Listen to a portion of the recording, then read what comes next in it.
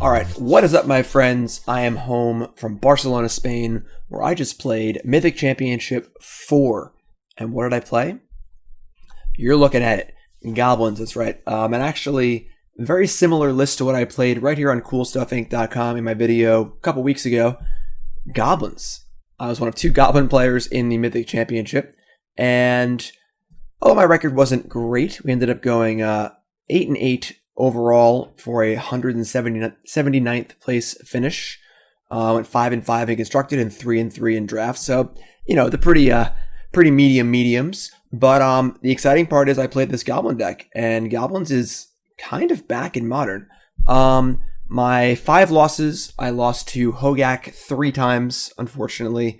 2 of my Hogak opponents, Ken Yukihiro and Shahar Shenhar, had multiple Plague Engineers in their sideboard as well, which was not common.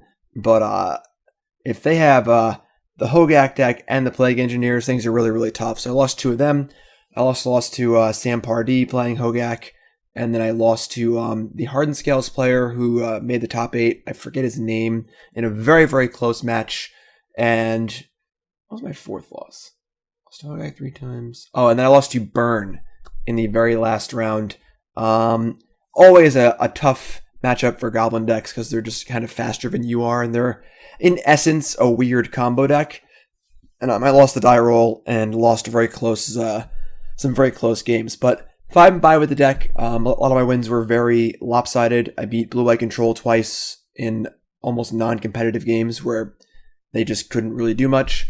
I also beat a Grixis Urza deck as well as a more traditional War of Invention and Snaring Bridge deck, and I also beat one Hogak deck as well. So that was my run through the tournament. I think I underestimated how good the sideboard games against Hogak were.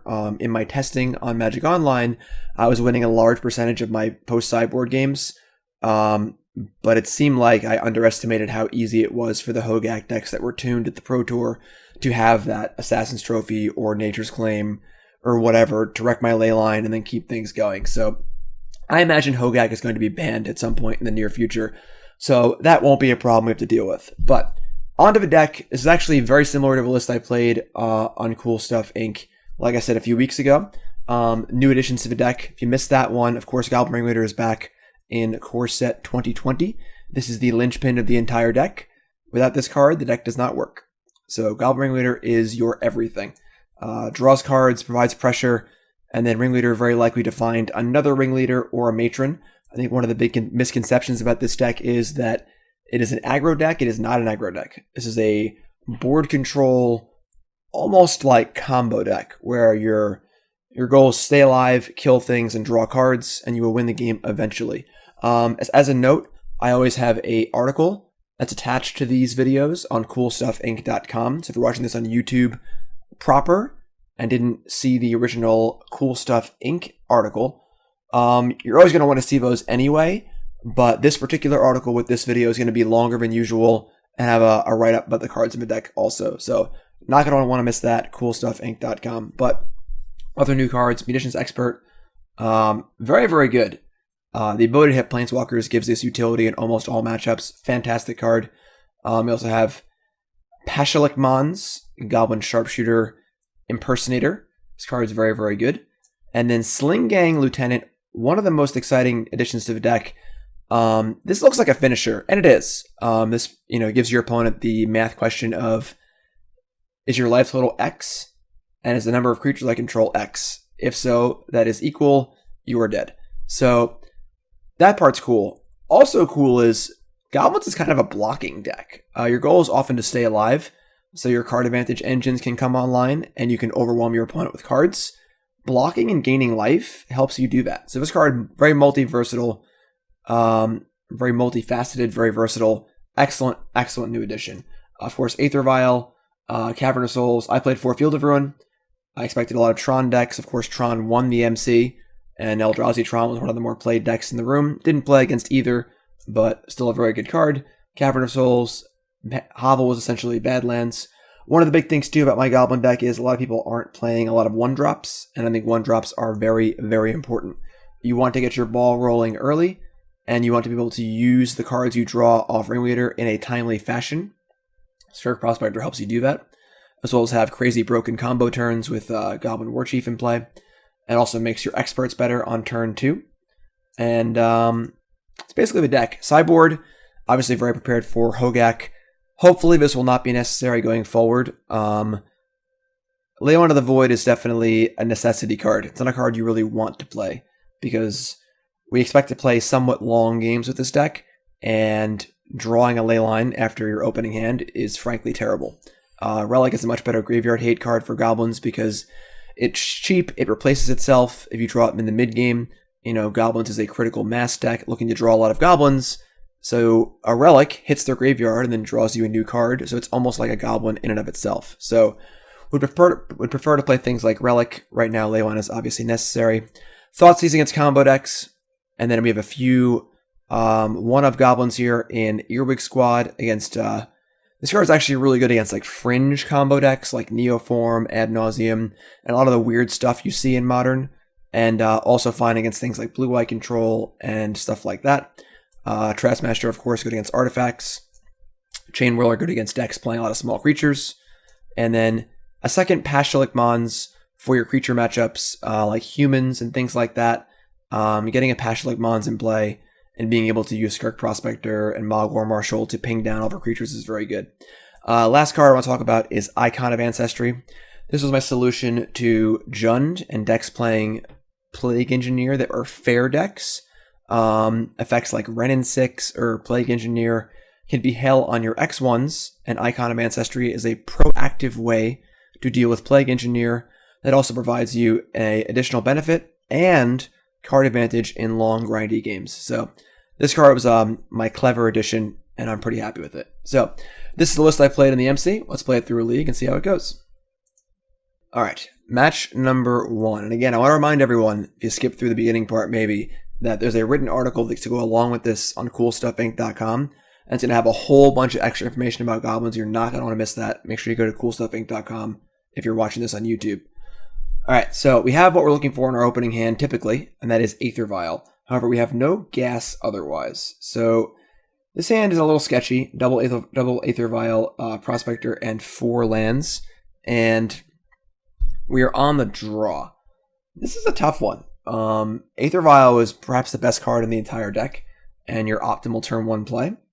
However, not much to do. I think we're going to keep this hand, though. You gotta have a little faith in your deck sometimes. We draw literally, basically any spells. Mogg War Marshal, Matron, Ringleader, Warchief, Munitions Expert. We're going to be in great shape. And one of the benefits, too, is that once you have Aether Vials online, this is the best Aether Vial deck for sure. You get to Vial and a Matron, Vial and a Ringleader, and just go nuts. So we're going to keep. It's a little sketchy. If we knew what our opponent was playing, if we knew they were playing a fast deck, we would possibly mulligan, but we don't have that information yet. All right, Cavern of Souls on human. Okay. Makes me regret my choice a little bit, but that's okay. We'll see what we can do here. All right. Obviously, we draw land to punish us for keeping the 4-land hand. That's okay, though. Goblins is a deck that mulligans pretty well, because it's very good at drawing cards. So I would not fault somebody for mulliganing this hand. So our human's opponent drawing basic island is pretty good for us, because our Field of Ruins may have the ability to start actually wastelanding them. Okay, so their freebooter gets a rare hit here, which isn't really the end of the world, because we already have our 1 Vial in play, and this is not a very fast clock for them, so...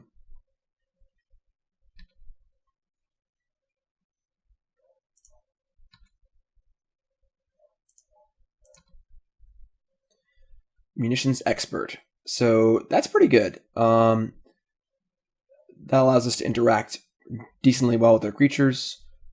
We're going to play the Hovel and just say go here. It should be fairly obvious to our opponent that we drew Munitions Expert, given us playing Hovel over Blood Crypt tapped or a fetch land. We could have maybe played the fetch land just to disguise it a little better, but we'll see what they do. It's important in a matchup like this to be killing the flying creatures with our expert, because those are the ones we can't block. And your goal in a matchup like this is to stay alive.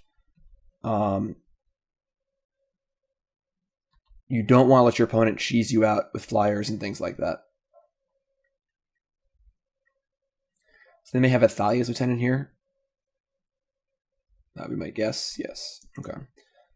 So we'll kill one of the freebooters because killing the flyers is very important. We'll get our Aether Vial back. And we're going to hope to draw some spells because right now we're a little light.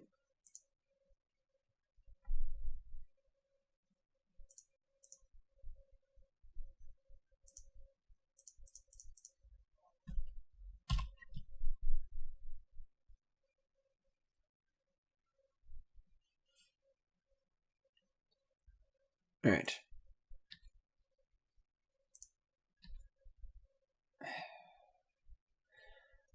All right. So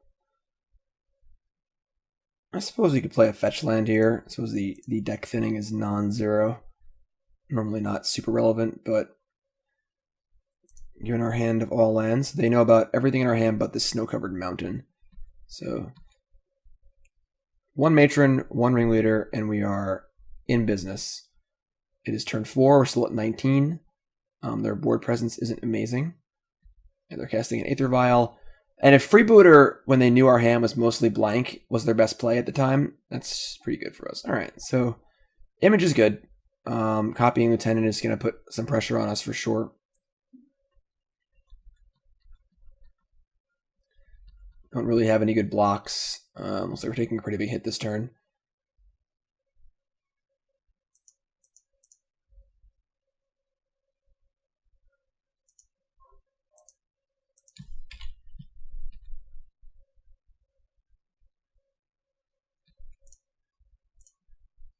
For some reason, Magic Online won't auto-stack the Aether Vial triggers. I'm not sure why.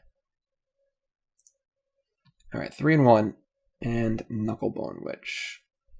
Not a very good one. All right, we're going to play our Blood Crypt tapped. And we are, unfortunately, I guess we're going to attack with our Skirk Prospector, because it's definitely not going to block. Maybe it is going to block, honestly. We might need to be moving into blocking range here, because they have a 3-4.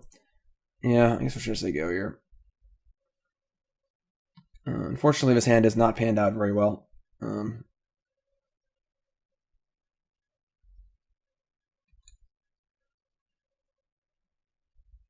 It's very possible I should have just mulliganed. Humans is kind of a weird matchup where it seems like we should be favored pretty well, given that we're just like a similar deck that can kill things really well. But if they get ahead quickly, it can be a little tough with their flyers. And then post sideboard, most of the games I've lost have been to the card Auriok Champion, which can be quite annoying. Alright,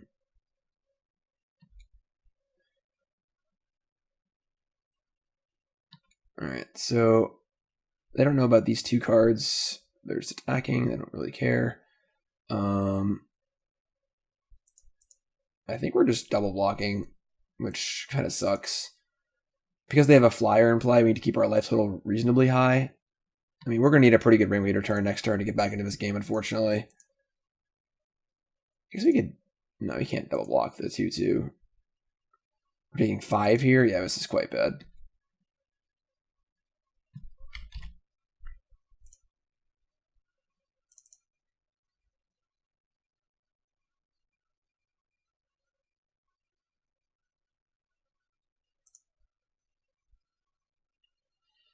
So we're gonna need a Ringleader here.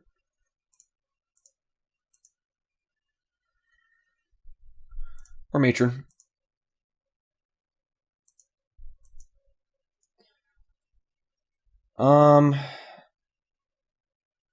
Yeah, War Marshal doesn't really help too much, unfortunately.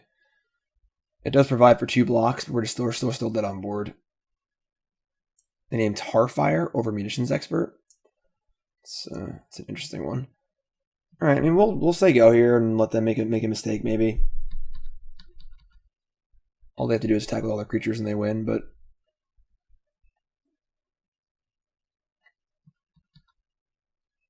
yeah, 6 lands, 2 vials, and 4 spells is not going to get the job done, unfortunately. And none of our spells were super impactful.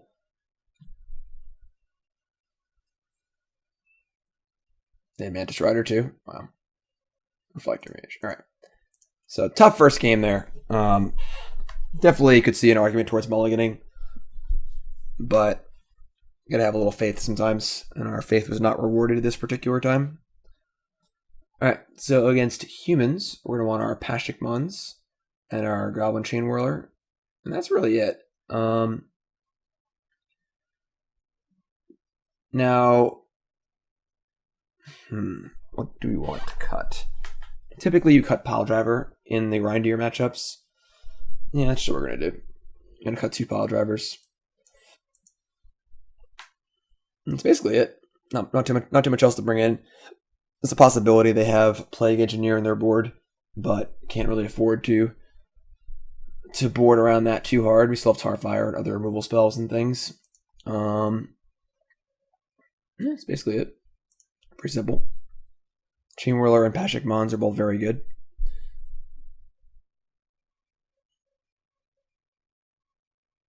And our goal is going to be to try and dodge 1,000,000 Auriok champions. You can beat one fairly easily, but 2 or 3 is annoying. I played the MCQ on Sunday at the Pro Tour, and I lost to humans where they went turn 2 Auriok champion, turn 3 Phantasmal Image Auriok champion, turn 4 Phantasmal Image Auriok champion, play Thoughtseize Lieutenant. And they were at about 65 life. That was a tough one. Also, in a practice game before the Pro Tour, I played against humans, and they had 2 Auriok champions that were a 4/4 and a 3/3 because of Thoughtseize Lieutenant triggers. And I was able to kill all of their creatures, and I still almost won. But they had gained over 100 life over the course of the game, and it was just too much to overcome. All right, this hand's a lot better. We have Warchief Matron. Warchief is very good in any matchup where it's unlikely to die. It's very good in general, but it's especially good in matchups where it's unlikely to die. And humans does not really kill creatures very well, so typically very good here. We have a 1-drop. Field of Ruin plays against them.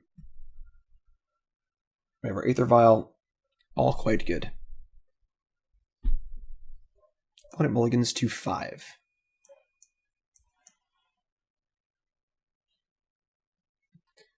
Ancient Ziggurat, go. Okay, so they could have a Vial and can't cast it. Skirk Prospector. Okay. So that plays reasonably well also. I should tap the Cavern of Souls, but whatever. Can't cast Tarfire off Cavern of Souls. You can cast Tarfire off Mountain, but... Alright, no Auriok champion, please. Rude. Alright. I misclicked. I should have vialed them before it resolved. So they're at 1 life higher than they should be. Oops.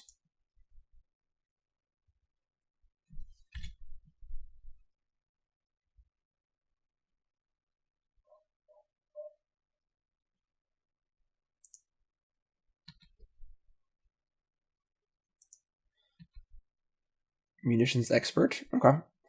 That actually plays pretty well. So we get to Warchief here.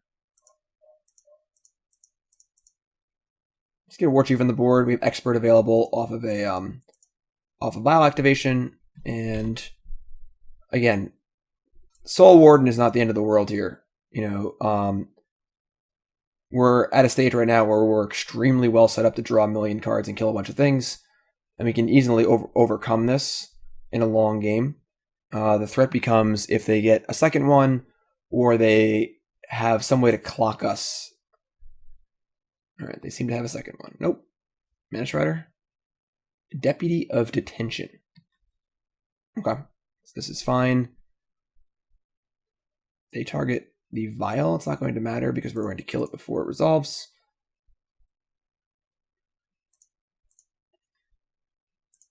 Definitely think that humans is the beatdown in this matchup for sure. It is their job to kill us before we can get rolling. So the way this game is playing out is very good for us so far.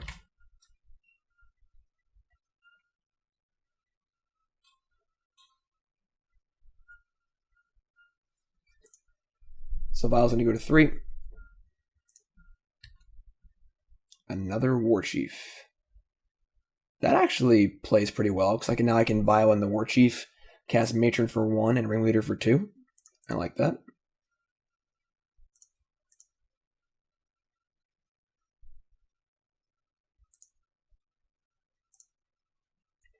Once you have 2 Warchiefs in play, you can definitely kind of go crazy.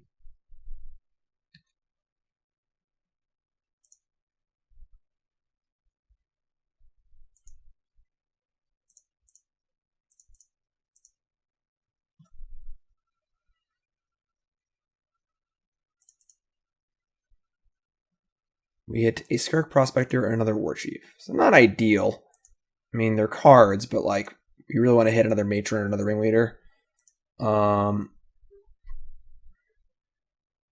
think I actually like the idea of just prospectoring off the Expert and the Matron to cast another Warchief, making my Knucklebone into a 3/3, and having a decent attack force into this 1/1 pro-red creature.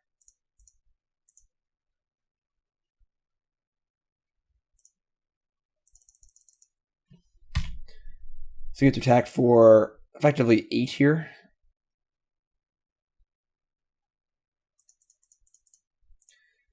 We're in good shape, but the semi-miss on the Ringleader is not great for us. We need to do more. We don't really have anything else going on, and we have no removal here as well, so we're in okay shape. Definitely kind of like a half whiff on the Ringleader. We needed some more card advantage or big effects.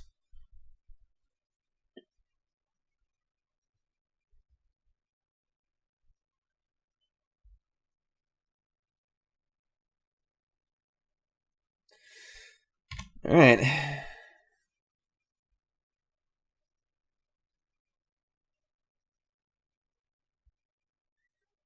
And that is it. So we can go to 4 here. Field of Ruin. Field of Ruin's not bad. I mean, it's not great either. Because now we can field them twice. But they showed us an island. They probably have 2 basics anyway. We can attack with the whole squad here, as they can double block a Warchief. That's fine. So just slam jam here. Warrior Champion is very tough. Oh, I missed it? Man, misclick City so far in this match. I'll blame the jet lag. That's pretty annoying. So now you missed 3 damage in this match?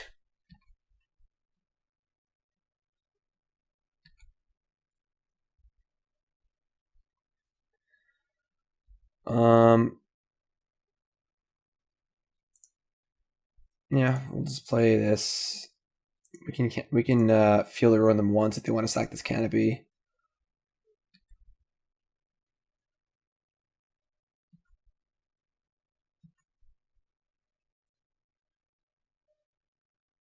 It is kind of gross that we could theoretically play Plague Engineer in our own deck if this becomes a huge problem. It's weird because like they're just gonna ban Hogak, so like we're currently playing a dead format at the moment for the most part.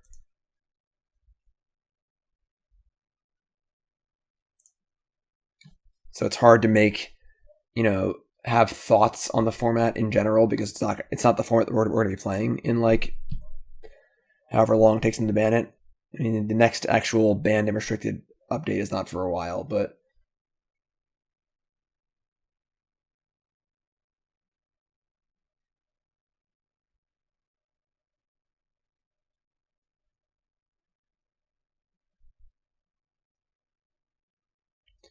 Reflector Mage. If I bounce a Knucklebone Witch here. And this certainly slows the beatdowns to a crawl. Now that they have 2 pro-red creatures and a Reflector Mage, it's a 2/3. But any Matron, any Ringleader, we're in great shape.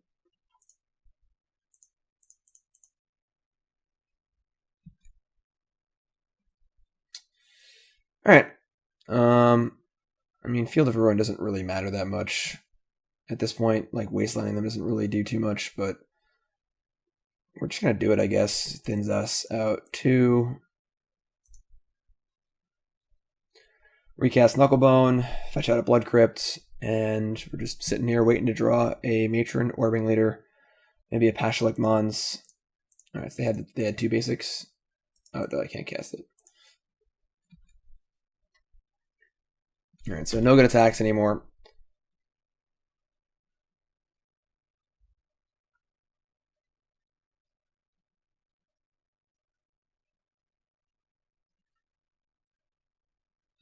Okay. It's annoying. I feel like basically every time I played against humans, they've had turn 2 Warrior Champion in the post-board games, and they only play like 2 or 3, so this doesn't feel like a super fair representation of the matchup. That's really bad for us. They found a Thoughtseize Lieutenant, so now they can make these into larger creatures, which is a problem. Once these things get bigger, it gets tough.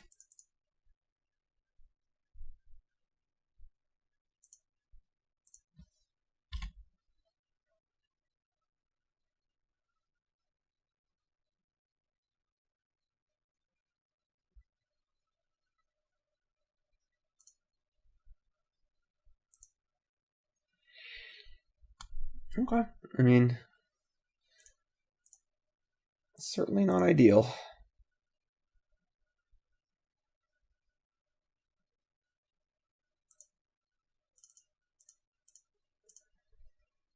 Now I get to wasteland them, which doesn't really matter that much. They have plenty of mana and Noble Hierarch, but pulls them out of our deck too.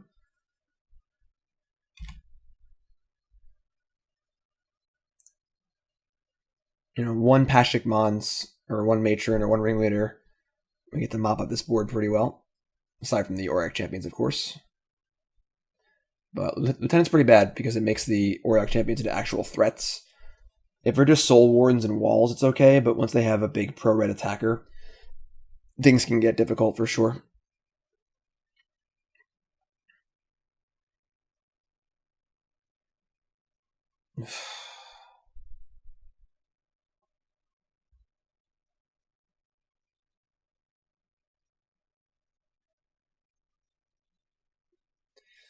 Yeah, I'd say we're in trouble now.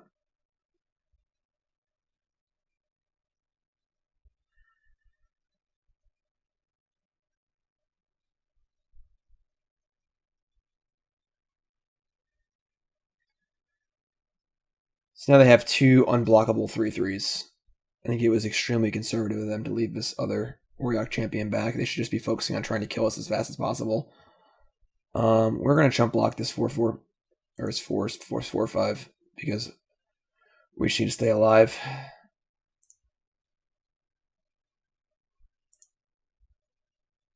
Matron Ringleader. Thank you. Okay.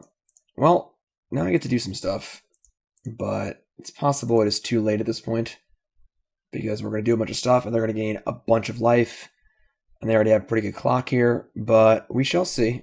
We shall see. Pretty high density of goblins in our deck, so Ringleader should be good here. We've cleaned some lands out for sure. Try and get a little chain going here. Sling-Gang Expert Cratermaker. Not bad. Not amazing, but not bad. Definitely wanted to hit a Matron or Ringleader to keep things rolling. I guess I screwed up by tapping the Cavern of Souls. We drew 2 black cards and I can't cast them both.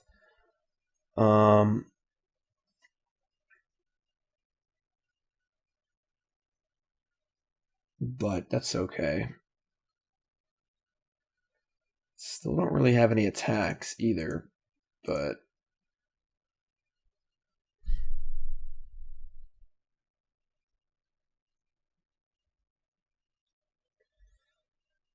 yeah, it's not great.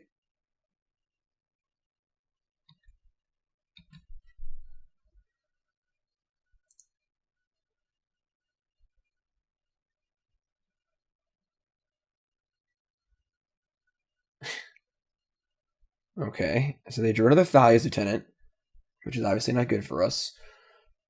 We can kill the smaller Lieutenant with the Cratermaker. And we can use the Munitions Expert to kill something else. But realistically, we are not in great shape here.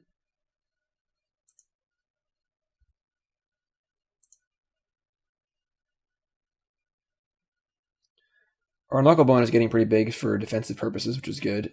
I guess we're going to kill this Lieutenant.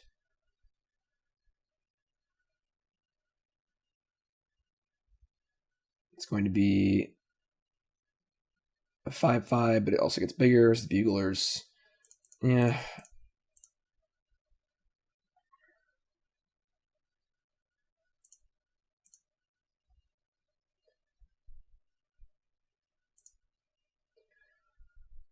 So we get to block and sacrifice a few things, make our Knucklebone bigger, so we can eat some stuff. Defensively, the problem is now they have two 4/4 Auriok champions, which is a 2-turn clock.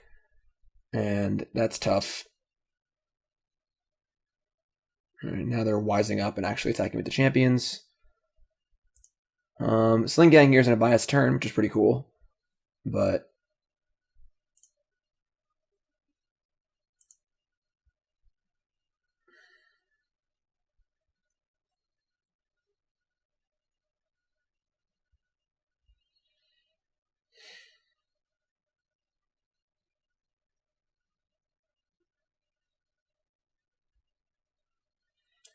I mean, if it wasn't for Auriok champion, we'd be totally fine this game. We could have killed whatever flyers they have and blocked these things forever, and eventually drawn, a Ringleader and kept going. But they've also gained about 50 life so far, so it's not good. They're about to gain like 50 more life.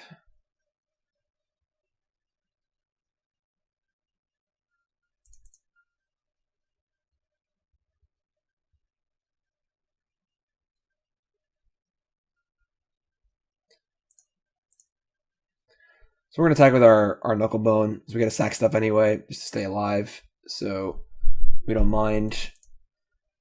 And try and get some damage across. But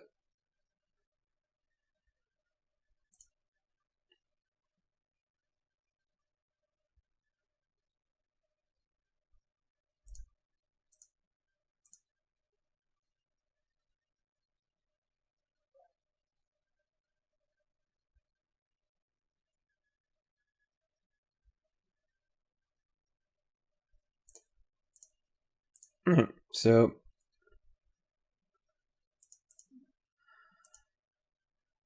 I believe I said always yes to that ability. It's kind of annoying. It won't just do that.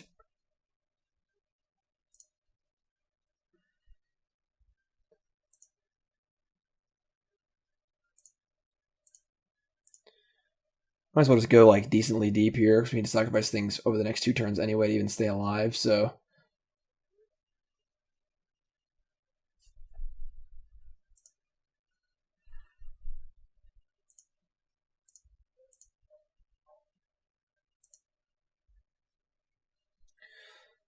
2 tokens to block the 2 big things next turn. I'm gonna do 1 more, I think.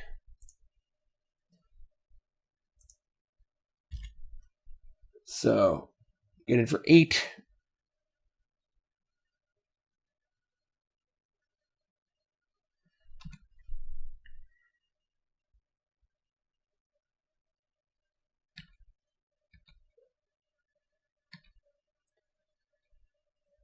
We're still definitely not out of this game. I mean, 1 Ringleader, and I feel like we can make some stuff happen. Nope, that's an Aether Vial. Okay. Well, we're going to sacrifice at least 3 more goblins to stay alive this turn, which is bad.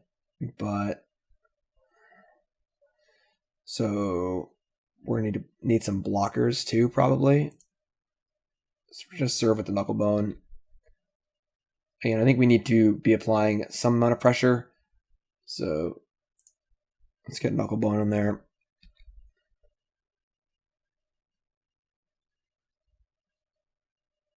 Cool.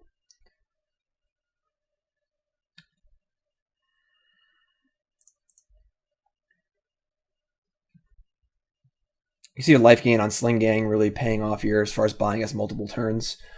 We have to sack 4 goblins this turn.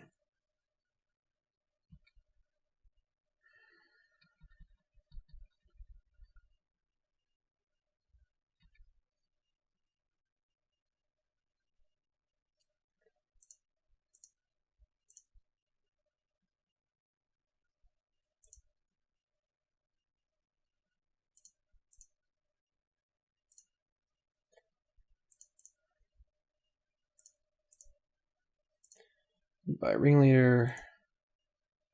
Let's give Sling-Gang. You don't need Prospector. Alright. Maybe 12-12 Knucklebone Witch. And we need a big draw step here. Need some help.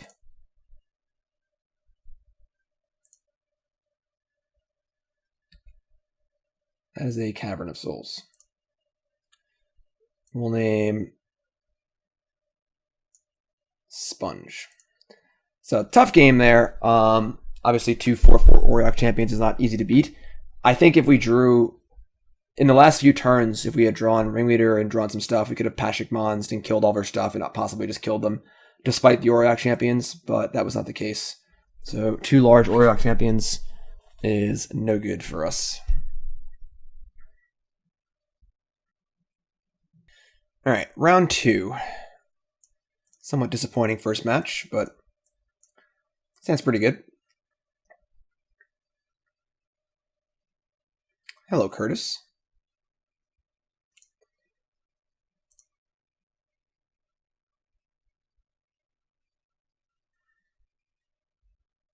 Yeah, 2 of the more annoying cards in the format for us are Auriok Champion and Plague Engineer. Though it is funny to me that if we can take these Leylines out of our sideboard and Hogak gets banned, that we could actually just play our own Plague Engineers. And it's pretty amusing. I think that card's a little too good. Forest Ancient Stirrings. If this is Hardened Scales, this is not an easy matchup. Alright, it is Tron. Folks, PSA.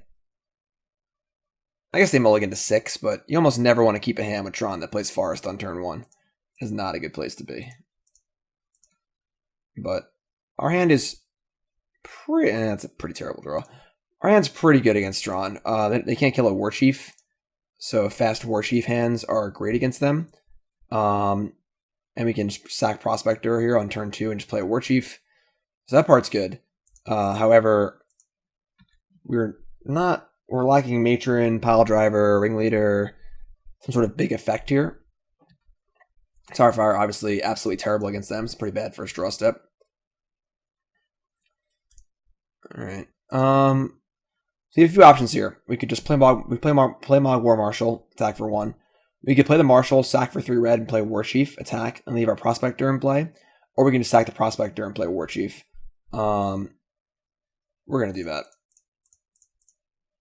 You don't make this play against fair decks with removal, but against a deck like Tron doesn't have any removal. Getting a Warchief out early is very good, and we're going to hope to draw something reasonable next turn.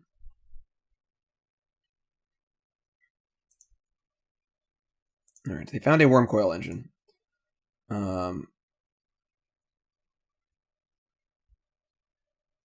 It's interesting. I'm not sure why you Stirrings before playing Map. You should just play the Map and then crack it, and then Stirrings next turn. But, alright. Okay. Pashalik Mons isn't bad, honestly. So you have to play a second Warchief here, and then play the Pashalik Mons.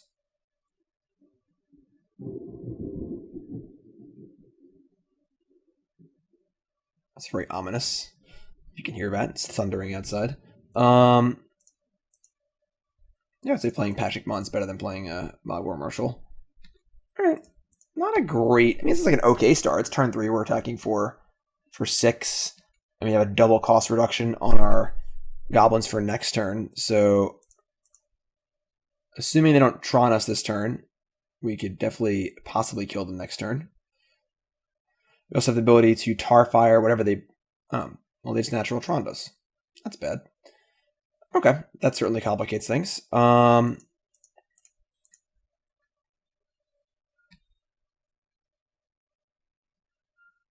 Okay, we have the ability to Tarfire whatever they block, so they can't gain life. It's funny, I kind of wish I had that Prospector back.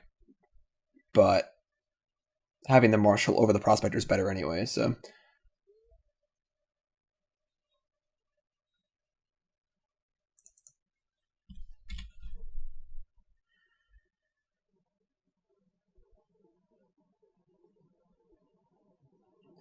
Alright, big draw step here. Not the best. Not the best.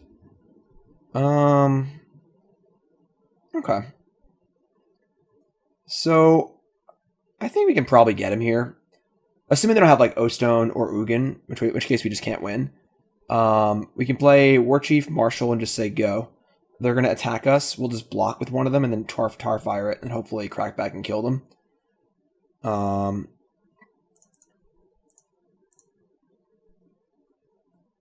I don't think holding Warchief for like post O-Stone is worth it because we probably just can't beat that. So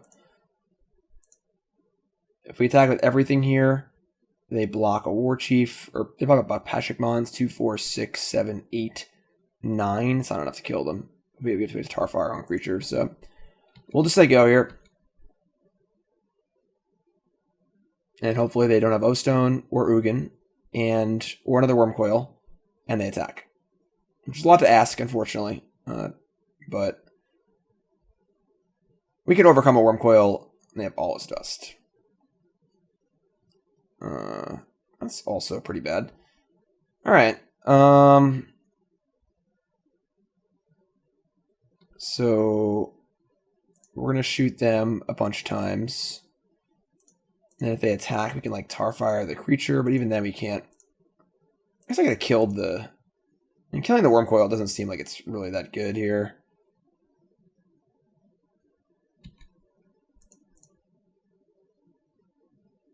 So we could block and Tarfire the Goblin. The problem is we just can't deal 6 damage next turn.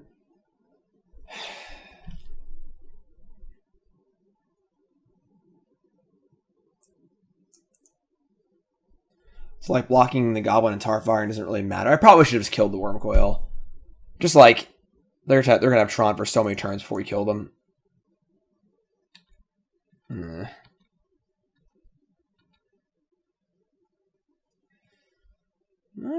Not great draw steps today.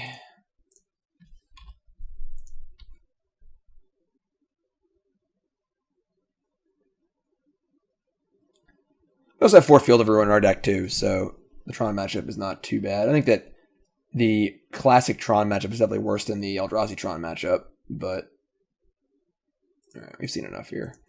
I think Eldrazi Tron is a very good matchup, but classic Tron is definitely a little worse probably. But if they hadn't drawn the actual Tron piece, and they had to search for it that one extra turn, they were super dead. So that's not too cool for us, but we're going to want these Thoughtseizes for sure. I think Earwig Squad comes in here. It's not like amazing, but it's definitely fine. Also, if we can kill one Tron land with Field of Ruin, we can take the other 3 possibly. And just better than like some of the crap we're playing. Like Tarfire's got to go. Typically you board out Ringleader in matchups that are very linear and aren't really about card advantage, so I'm probably going to shave a few of those. Got to keep Piledriver. Cratermaker, I mean, it can kill like an O-Stone or a, what's it called, a Wormcoil, but I should think about Trashmaster. Trashmaster can answer a Wormcoil reasonably. You need to shave down on the experts. Those aren't great. I don't think Knucklebone Witch is very good either, because our stuff's not going to be dying singularly. And then I don't mind shaving like a Ringleader or 2. Maybe we just want the Witch because it's just like a 1-drop. And we can cut 2 Ringleaders. Second Pashalik Mons could be okay as like O-Stone insurance a little bit. Might be better than a Ringleader. Yeah, I kind of like that, actually. Also, we can try and double up with Mons and Sling-Gang Lieutenant and try and go for, like, the combo kill. I'm cool with this. It's a much more aggressive slant because we were trying to just kill them as fast as possible because we can't let them get their late game online. So we have a very fast clock and 4 Field of Ruins and Thoughtseize. So, shouldn't be too bad for us, I don't think.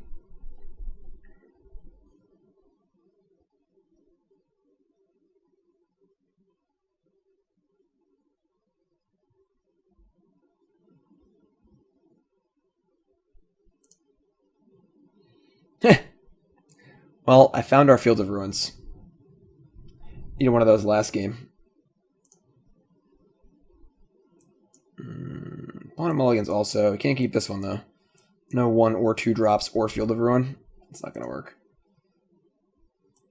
Okay, this hand plays pretty well, actually. We have a Thoughtseize, a Vial, a land. We're going to ship the Matron and probably a Sling-Gang Lieutenant. Opponent mulligans to 5 also. So definitely shipping 1 Matron. And then, I mean, Prospector, it's not a great Prospector hand. The problem is if we Matron, we're probably getting a 4-drop anyway. So we'll just ship the Sling-Gang. We only have 1 land here, so you can go turn 1 Vial, turn 2 Thoughtseize, and then Vial and Prospector. And then we're going to lean pretty hard on our Vial.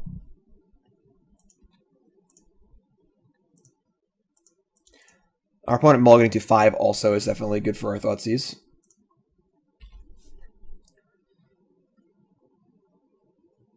Alright. I mean, if they have another Tron land, we can't stop them getting Tron, which kind of sucks, but half the Vial, you can't Thoughtseize first. Especially given the melee, we have no lands either. Alright, well they do. So, unfortunately they're going to have Tron if we don't draw a Field of Ruin. So, we're going to take their Ballista and say a little prayer.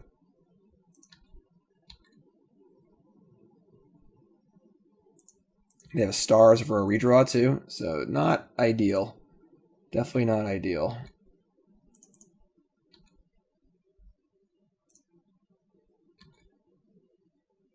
That's pretty good. So we get to Warchief them, and then Matron for like Piledriver or something next turn. It's not bad. Definitely not a bad draw. So they need to find a payoff like in the next turn or two.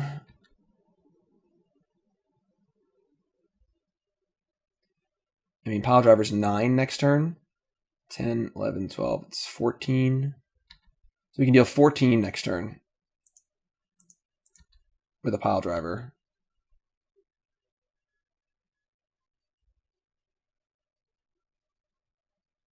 Spatial Contortion. That's a pretty big tilt. Alright. Usually can't kill Piledriver. Usually.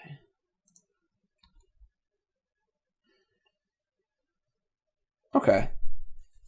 It's not great. Alright. I mean, we're going to say go. We can Vial and Matron for, it might just be Ringleader. We'll see what they do. They play another tower and say go. Okay. They're at 14 life. We need to kill them as fast as humanly possible. Our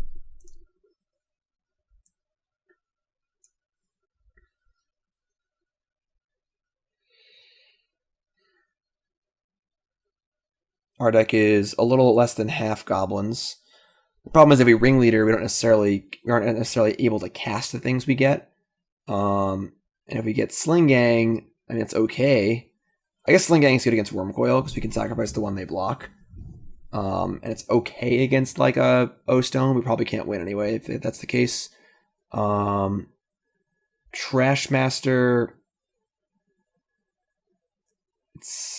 It is an 8 damage attack next turn if we get Trashmaster. So that might be a decent hedge.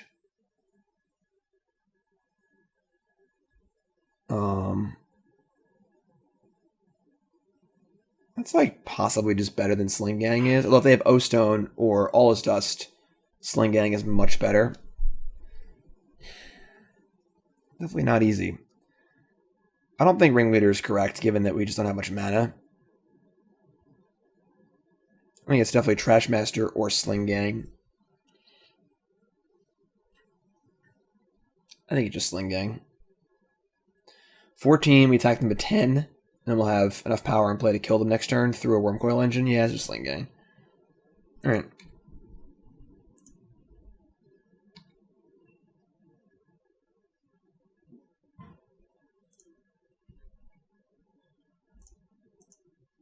Alright, so land there is not really great, but it's okay. Alright, so they're 10. We need a brick from them. Although I guess Wormcoil is fine too. Any big dumb idiot is fine. Just not O-Stone, not Ugin, not All Is Dust, and not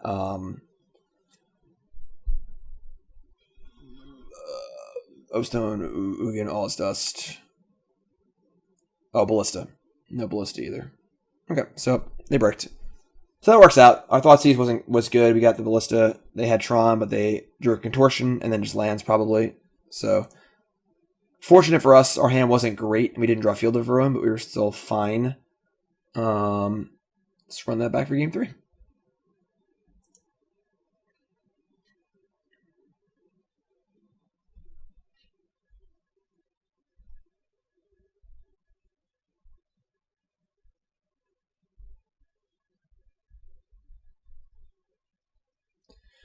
Okay, this hand has 2 fields and a Thoughtseize and a War Marshal.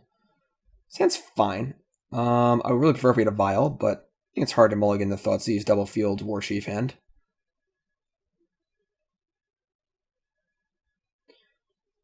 Definitely a question of when we're going to be fielding as far as playing Warchief and stuff. Don't have double red yet, but we're on the draw. So, Bullet mulligans to 6. They have the Mapski. Piledriver is also nice. So we'll reveal Mogg War Marshal, the least impactful of all the cards. And give him the Thoughtseize. They have a Nature's Claim and Oblivion Stone. They have Tron again with the tower, but the claim doesn't really matter at all. And we can field them. I guess they're going to have Tron before we can field them, which kind of sucks. You know, field on the draw can be kind of sometimes because they can get you before you can field them, but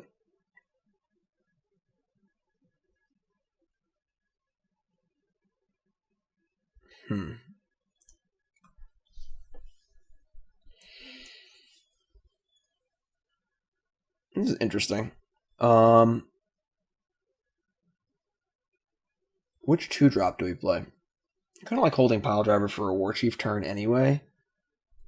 Yeah, it's going to be the Marshal can only attack for 1 next turn, but so can Piledriver, and then Cratermaker can actually answer stuff. Maybe the Bear's is better.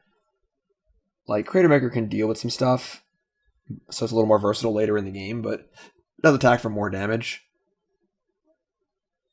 Yeah. Let's go there. So maybe we should have revealed that initially. But alright, so we need to fade for 1 turn here. We need to have them not draw a big boom boom. Their hand is currently Forest, Claim, Urza's Mine. So, and then also we have the setup here of we can field them. And then we can Earwig Squad their remaining 3 copies of whatever one they have, which is pretty good. But it looks like they drew a good one. Alright. Well, that sucks.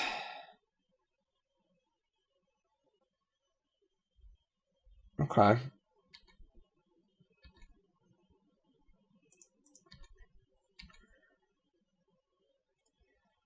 I mean, now we can field them, but we're trying to lose a land. Alright, that sucks. I mean, they didn't have it, and they drew it, which definitely stinks.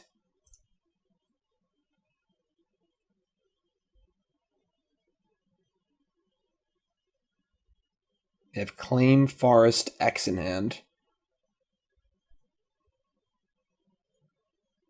Yeah, not hitting the land there seems pretty crazy. Like, I think you just definitely hit Hovel there. I guess the Cratermaker can kill the Karn, but like, you just mana screw us and you have Tron. It just seems great. And it is sunny and thundering out. What is going on out there? The sun is shining bright. It's a crazy world out there, you know? Alright, so yeah, we're just gonna field them, I guess. Like, I mean, we could play Marshal or Piledriver only attacks for 1 anyway. I mean, this Karn is gonna get really big really fast. If we could cast Warchief here, I could buy doing that, but we can't. If we field them, we can cast Warchief. Yeah, we're gonna do that actually. Let's just field them. I guess we'll do it in their draw step. So we'll field them. We'll have double red next turn, and then if they choose to keep Karn around, you can maybe put together a Warchief Piledriver turn.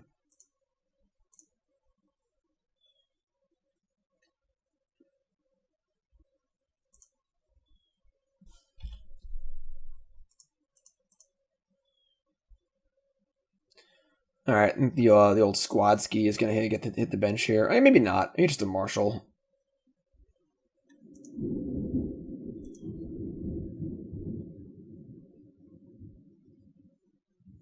Oblivion Stone. Forest. Okay.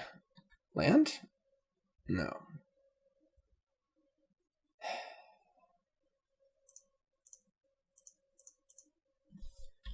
Definitely not cool. So we'll attack Karn.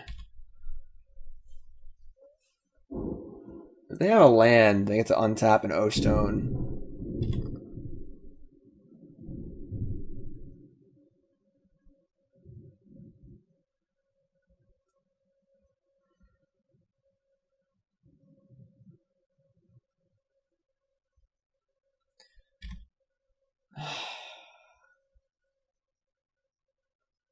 I think the squad dream is going away. I like the idea of being able to squad out the remaining Urza's mines. That just seems really hard to do. Like, we're kind of priced into attacking Karn anyway. They could just play a land and play O-Stone. I mean, Expert's not very good right now anyway, but yeah, we're just not squatting.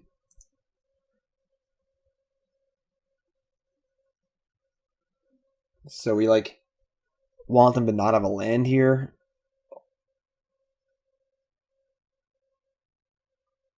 Oh, they just drew Tron again. Okay, that's pretty lame. So now I'm forced to play things into the O-Stone, attack Karn. They can blow the O-Stone, but at least they'll have nothing left at that point. Yeah, this sucks, unfortunately. Alright, yeah, we're just going to play a Piledriver and a War Marshal and try and kill Karn, and they can blow everything up, which will kill it, but it kills our stuff too.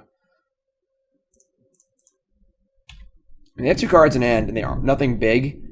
It's possible they have a Contortion too, which would kind of suck. 7, 8, 9. So if they have a Contortion, they probably would have killed the Warchief pre-combat, so the tokens can attack them.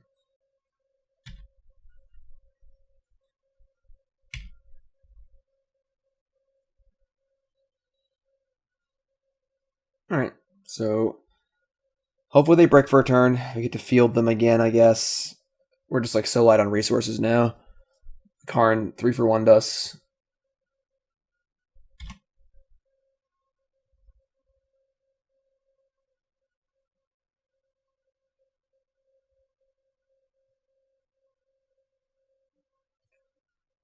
Yeah, that's bad too.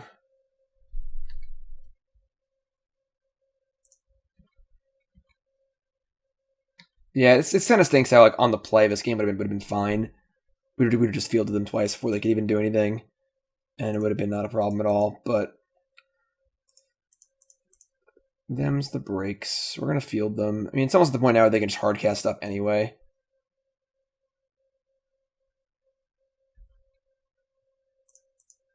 Oops. But just hardcasting a Piledriver or Mogg War Marshal into their O-Stone isn't very good regardless.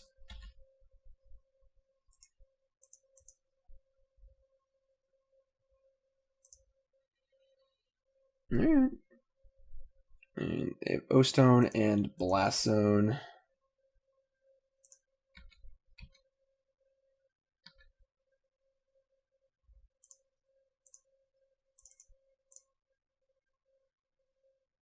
I'm not sure why they jumped the Blast Zone to 3. Like, I guess hitting Warchief is cool, but like, I don't know, they could have just chilled. Alright, so they blow up O-Stone, we get a token back. We're certainly in very bad shape here.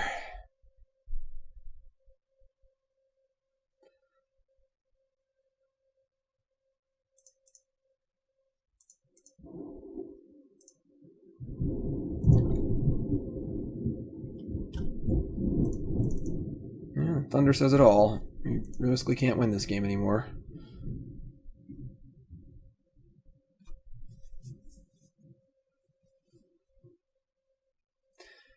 Yeah, like, tough game. Like, unfortunately, the Thoughtseize hopefully does it for us. They just, like, drew the Karn in the 1-turn window before we could field them. Yeah, I mean,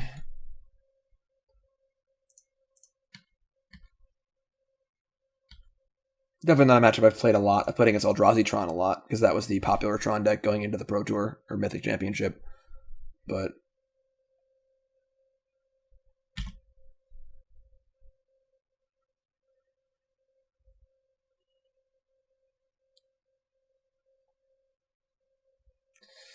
okay, that's enough.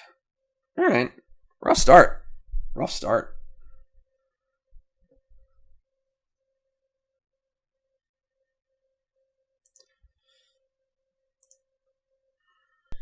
All right, round 3. Let's try and turn this around here.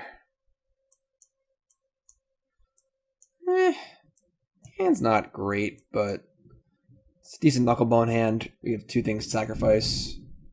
We'll keep.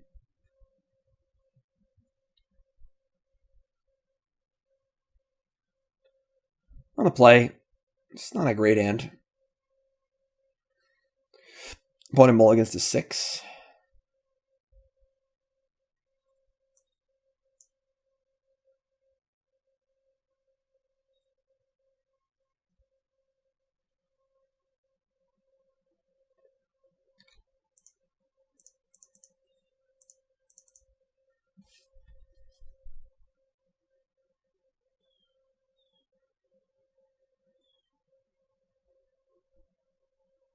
Flooded Strand. We got a blue-white matchup? I do like the blue-white matchup. It is quite good. Okay.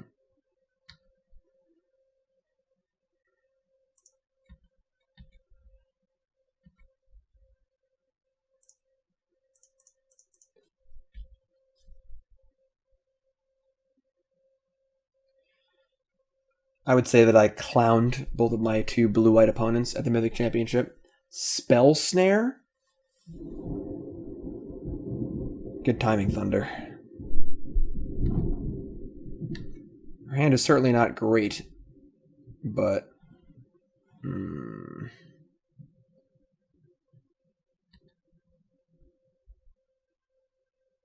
I think we're gonna Cratermaker over War Marshal.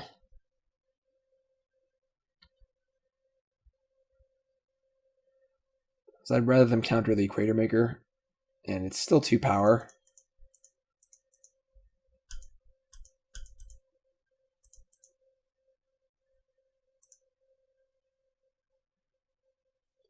I don't mind echoing the War Marshal later on, so. And then we're not going to expose our Field of Ruin to their Field of Ruin. You play a sub-game against Blue-White Control where they try and field your caverns, you try and field their fields.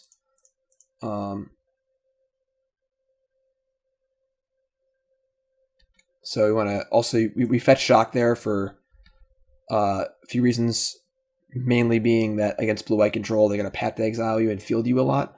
So you want to try and never fetch your basics so you can get them for all their paths and fields and get the extra value out of it. Teferi Time Raveler. Sure. Bouncing the Vial. Alright. Pashalik Mons. Okay, that's not bad either. I'm going to limit our vulnerability to a Verdict on turn 4 here. So I think we're going to just Mogg War Marshal. Pashalik Mons can deal a few damage if they Verdict, but I think I would rather have this for post-Verdict and just have a Marshal token left over.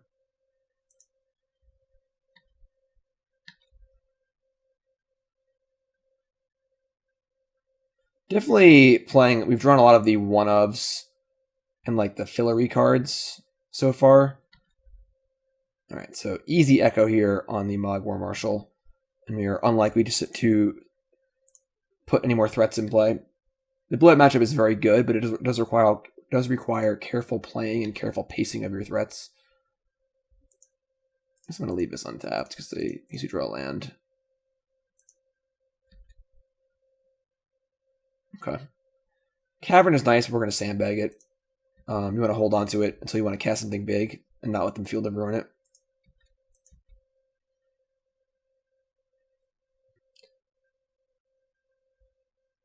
Alright, so they're going to Cryptic, tap, draw. Sure.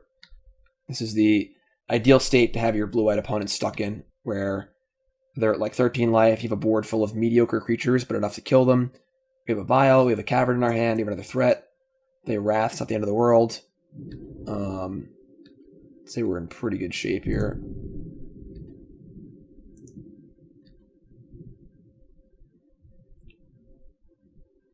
Yeah, no reason to Warchief. It's good to save haste creatures for post-Wrath or post-Planeswalker. Cryptic, tap, draw, perfect. And then just ship a turn again. Very important to not be in a rush in matchups like this.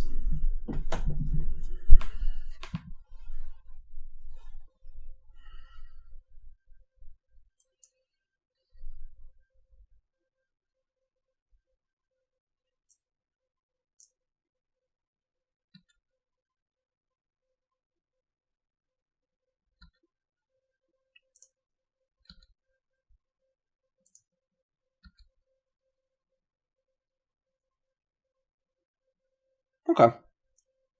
Just fire away here.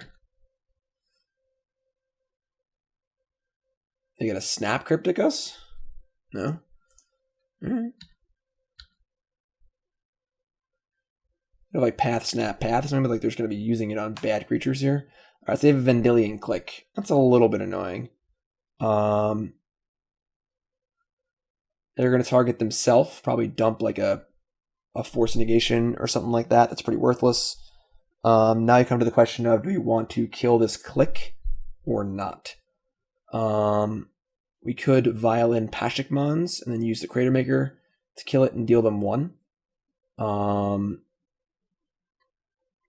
think we are going to want to kill the Click before blockers. If we use the Cratermaker in play, we only have 4 power on the board, though. I think I like the Pashalik Mons play. Probably should let the Click resolve first, but...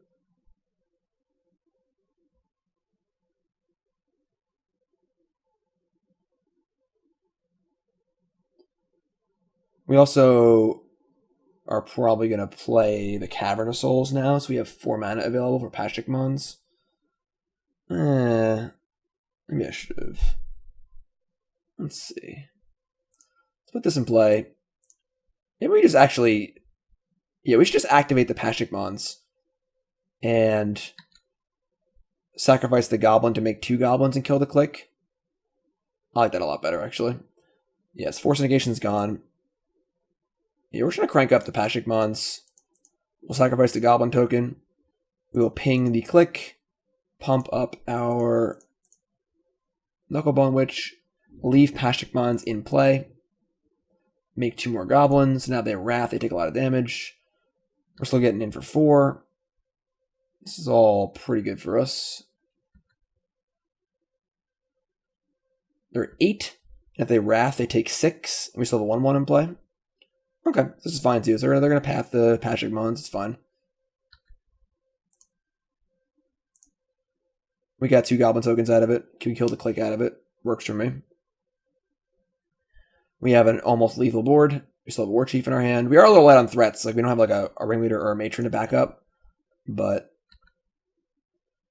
now this Vial, I think it's going to stay on 3. Still have Cavern in our hand, obviously. Alright, so we're going to fire off the Ringleader here, because we'll destroy cards anyway. And they can't counter it. They don't have Field of Ruin. And it's essentially lethal damage, so...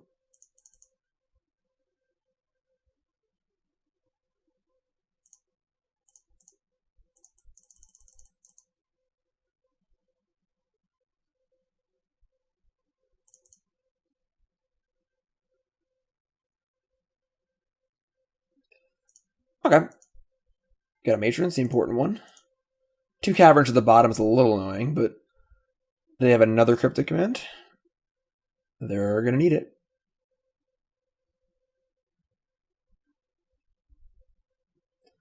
If they're smart, they'll bounce the Vial too, I think. Okay, nope. Alright. Your turn.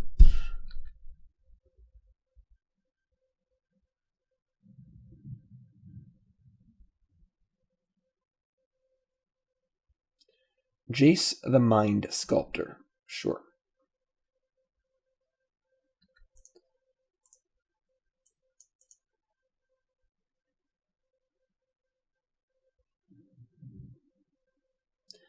So at this point, they basically need a Verdict to stay alive. Yeah, okay. So they could Verdict, and we can just Warchief, Piledriver, Matron, kill them. So nice, good matchup for us here after those two tough first matches. You know, they say it's good to book a win when you're losing. So here we are. We're gonna bring in our Earwig Squad, our two icons. I actually like Chainwhirler in this matchup, and Pashalik Mons is fine too. We are not gonna bring in Thoughtseize. We are not interested in bringing in a non-goblin in an already good matchup. And then we're going to shave down on some of our stinkers. We have a Tarfire and a Cratermaker here that aren't very good. And we can shave down on the 1-drops as well. Knucklebone's not very good. Things don't die. They're usually exiled this matchup. And you tend to shave or cut Skirk Prospector in fair matchups because it's a little weak by itself.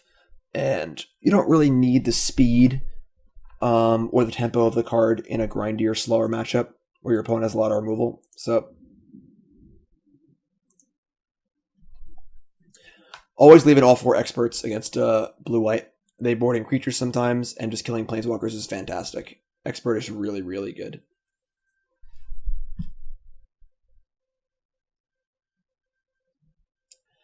Not amazing, but good. 2 caverns is nice.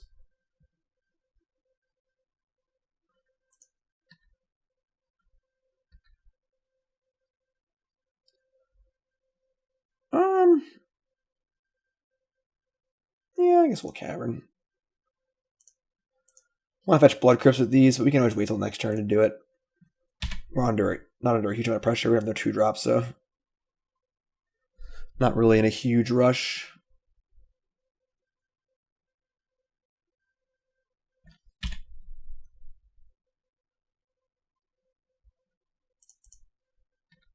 Definitely not a great hand, but it's pretty functional.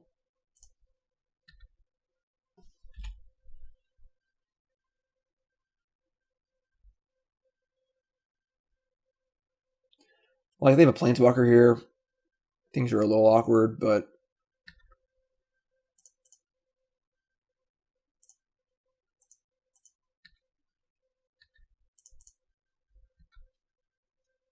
drawing the basic mountain last turn was the worst draw in our deck by a wide margin. Obviously, drawing a land is bad, but we want to keep all of our basic lands in our deck if possible.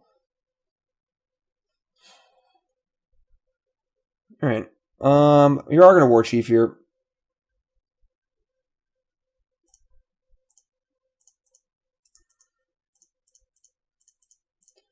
You want to path it, that's fine. We obviously just have more mana, take a land out of our deck. It's totally fine. They try and Snapcaster or click to block it. We have an expert, so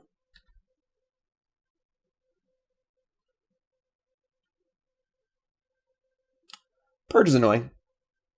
Purge is annoying. It's fun. Need to draw a spell. You haven't drawn a spell yet.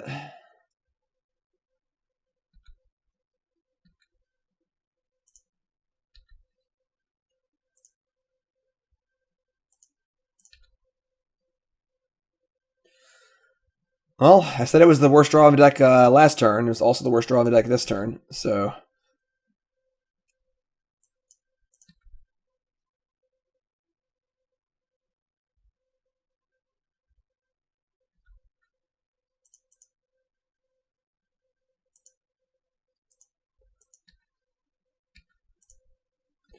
we can go to 4 here. Mogg War Marshal. We're going to sandbag one of our caverns. So if they draw 2 fields, we can keep it in our hands. We get to use it at least once. Marshal's not bad. It makes our experts better.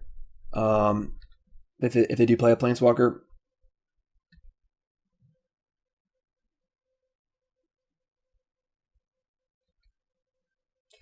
So easy echo here.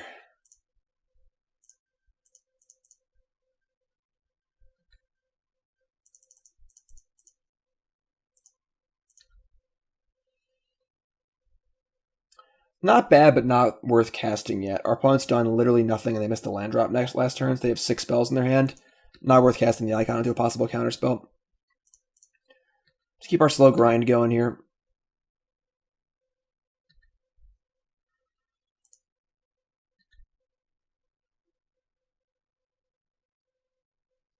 Okay. They're going to snap purge our Mogg War Marshal. Annoying, but it's fine.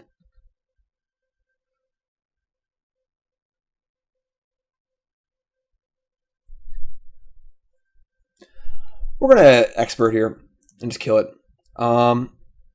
They have a Colonnade in play, and them actually trying to cheese us out and kill us is usually one of their best methods for beating us.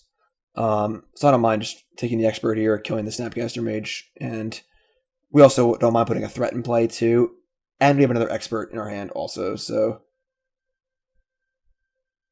we almost don't mind them tapping out for a threat this turn because we have our icon too, so.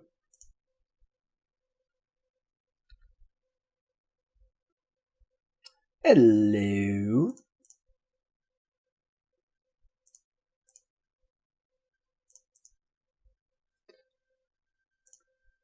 Very nice. Not gonna play those. 4 power here is plenty as far as applying pressure goes, and keeping this in our hand post Wrath, post Planeswalker is quite nice. Condemn my Ringleader, so it goes back into my deck. Great.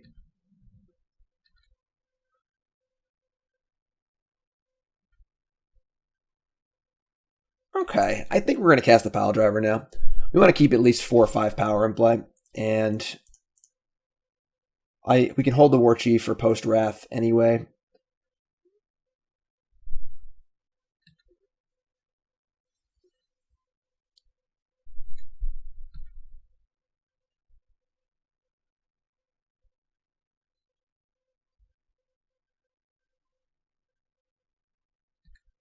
So again, no land, still 6 spells in hand. We're still applying a bunch of pressure, which is great. Matron's perfect.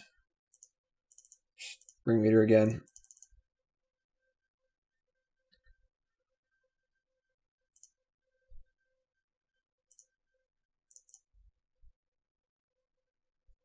Can't stop, won't stop. Alright, so kind of a miss. Only 1 goblin, but it's obviously a good one. This forces them to have an answer to Piledriver here, so we're attacking for a pretty good amount. Once again, our board is fantastic. We have a great post-Wrath plan. Sure. So we could Snapcaster. I mean, we could Expert to kill the Snapcaster before it blocks. Don't think we need to do that. We only have 1 Expert left. I want to save it for a Planeswalker. So they're going to condemn my Piledriver. It's fine. They can block the Ringleader, which is fine also. They go to 12. And we get to Sling-Gang. I think we can also cast our Icon now, because I think a 2-mana counterspell is very unlikely. It's possible. Like, yeah, actually, they probably still have Logic Knot. Like, they can't board out a bajillion cards. The question is Cryptic better than Logic Knot? Like, they're already choked on mana. I feel like maybe we can just wait and hold on to the Icon. Yeah, I'm going to wait. I also like the idea of playing Expert if they play a Planeswalker. Patience is a virtue that will serve you well in these matchups.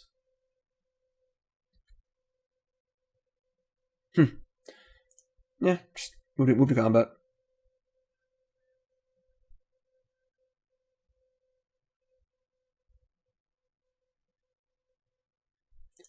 Just keep chipping away.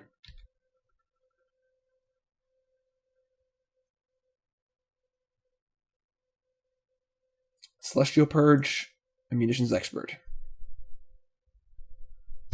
You got it. It's been purged. They're gonna raw dog this Chainwhirler. I still want to keep the pressure in play, and we're gonna be Sling-Ganging end step rather than kill this. They can't snap purge anyway, so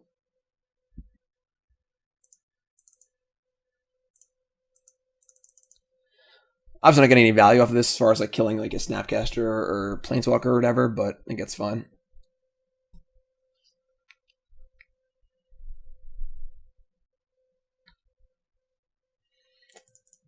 So now this is lethal, so they need to do something good here.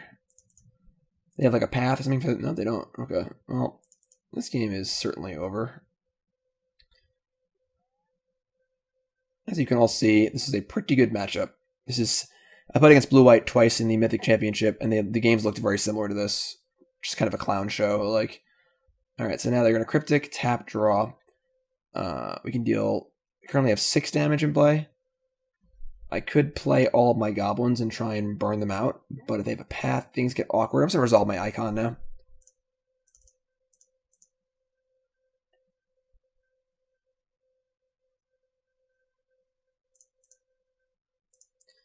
And ship a turn.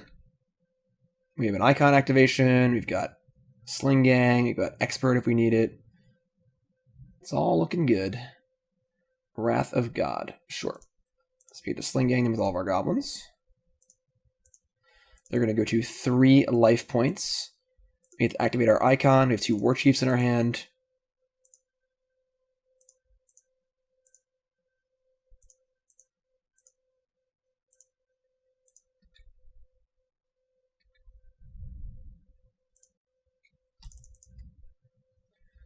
Oh, look, a Ringleader. Might as well, right?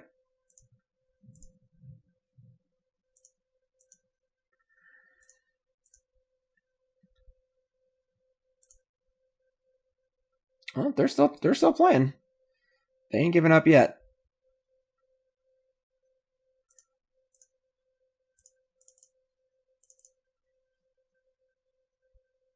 Ain't giving up yet. Oh, now they give up. So yeah, very similar to what my 2 matchups in the Pro Tour look like against Blue Eye Control. Just a very, very good matchup. Requires patience and careful play. I think it's very easy to play badly and lose. But you play patiently, play nice and smooth, just like that. Nice and easy. Okay, round number 4. Just booked a nice win against Blue Eye Control, and we got a real stinker here, so we're going to mulligan. We're on the draw, and our opponent has kept 7. And this hand is better. It's certainly not good, but I don't think it's bad enough to go to 5, so we're going to keep, and we're going to ship one of these Cavern of Souls. Want access to a variety of things here. Actual colored mana. Alright, another Tron deck. It's weird that Tron won the Mythic Championship and the SCG Open, and it's popular now. So our hand's not great against Tron. We do the Field of Ruin, but they are on the play, so they get to Tron before we can field, which sucks. We don't really have much pressure either, so... Again, traditional Tron was not even on my radar going into the Mythic Championship. Eldrazi Tron was, and Eldrazi Tron was one of the top 5 most played decks in the Mythic Championship. Classic Tron obviously won, but it was not really a commonly played deck. The format shifts, and Classic Tron becomes more popular, then our sideboard will probably need to shift too. Probably Alpine Moon is the card we want, if that is the thing. Again, but it's all contingent on Hogak being banned, which it probably will. So hopefully they don't have Tron until turn 4 here, because we have our Field of Ruin, but... Alright, that's another Field of Ruin. It's not the worst. I think we're going to turn to Matron for a Warchief here. Because, frankly... I mean, unfortunately our clock here is just anemic. We just have 5 lands, 2 1/1s, and a 1/1. If we Matron for Warchief, though, then we can't Field of Ruin and Warchief. But otherwise, we're just doing nothing. So at least getting a Warchief now preempts the need to do it later. Yeah, it feels pretty bad, but it's what we're going to do. I'd say our hands so far in this league have been below average. It's not common you tutor for Warchief, but...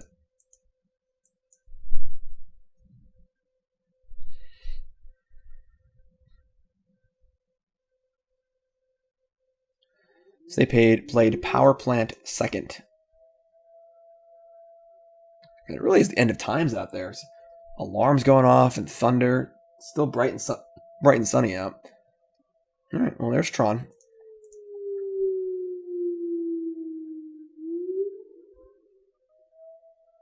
Ideal scenario against Tron, of course, is that we have an Aether Vial, and we can be vialing things in while Field of Ruining them. Alright, the fact they played this Ballista on 1 is very scary, because it means their hand is chock full of big things to play, because they could have waited and played this as like a 10-10. Let me draw a Warchief, that figures. Alright. I mean, we're going to field them. We're going to field them now, so they can't use the mana for Ballista on their upkeep, or draw step, so...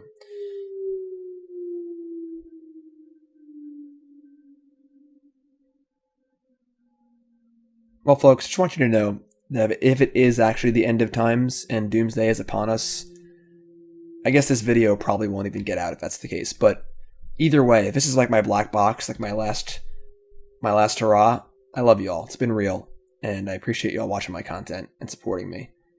And my life's been great, and I have no complaints. So, thank you all. Zombies, come get me. I don't know why zombies would make thunder, I guess, but...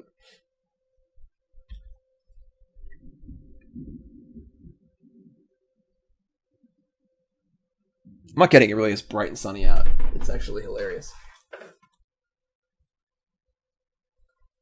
Blue sky, thunder. Alright, so... They're going to get Tron again. They can pump up the Ballista once, which is fine. Nothing else costs 5 mana, so it's fine.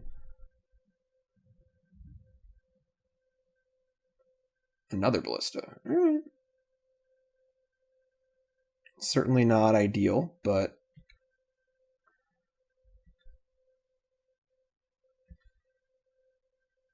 Okay.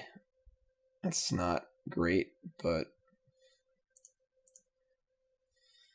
Alright. Just gonna field him again. And we'll play this Mogg War Marshal, I suppose.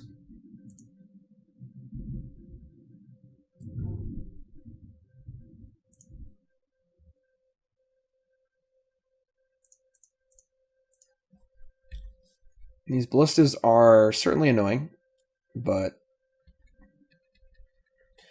it's not the ballistas themselves, it's the fact that it's going to take us a little while to grind through the ballistas, and that's going to give them time to reassemble Tron, realistically. That's the real problem.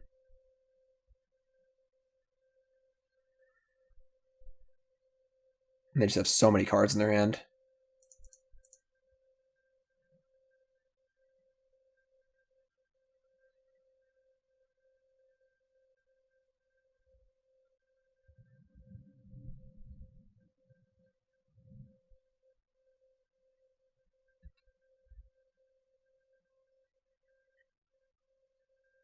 Okay. So we're just saying go. And they get to pump Ballista or pump Blast Zone, so I don't think that playing like another Warchief here is, or playing 2 Warchiefs is reasonable. I guess maybe, I mean, if I play 2 Warchiefs, they can just pump Blast Zone and blow them up, which kind of sucks. We're probably just going to Matron here, like Warchief Matron. I guess we're getting Ringleader. It kind of stinks. Like, I don't really want to get into like a grindy game with a Tron deck where they just assemble Tron and, you know, kind of mess us up. But as it stands, there isn't really much else going on. Like, we don't really know what else we're getting. It's going to do a whole bunch for us here.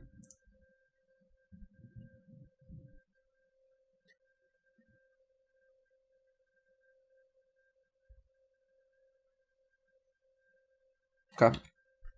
So they can like shoot down the Warchief here, which is, I don't really think that's necessary because I'm tapped out of mana, but sure, it's fun. So they're down to 1-1 and 1-1 on the ballistas. I guess we're getting Ringleader. It's not great, but typically it's the card you usually get, and we can play Warchief and Ringleader next turn. So we're just gonna hope they don't Tron us and play something big. We can also attack now, too, because now they have 2 1-1s, so that's kind of cool. I don't think that killing that Warchief was necessary at all. We have no mana left over, like, and then attacking with a... We're not going to attack with the Warchief anyway, or the 1-1s, because they all just get eaten, so kind of a weird play from our opponent, but... Alright, that's really bad.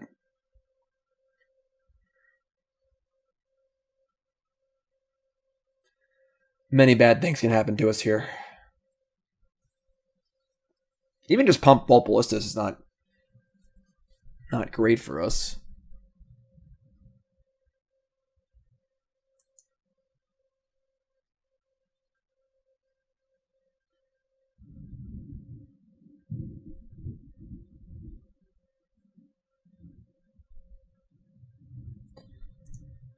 Alright, we live to fight another day.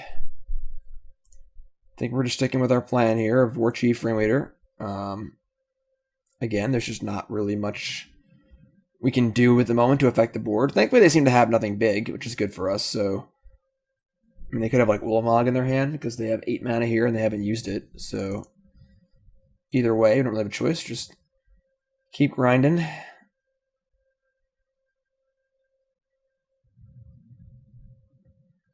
They make the same play they made last game and try and kill my Warchief again. I'm pretty cool with that.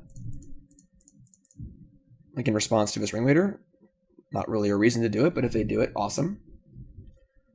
Looks like they're going to. This once again will allow us to attack. Whereas if they didn't do it, we could just not attack. So, alright, they seem to have decided to do it correctly this time. That is bad for us.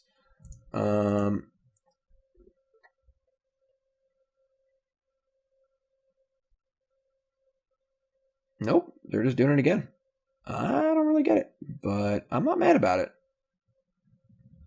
There is very little reason to kill the Warchief.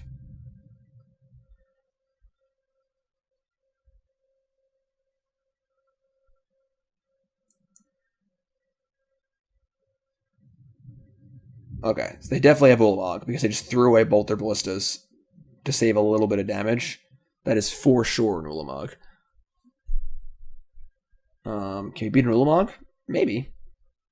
Maybe.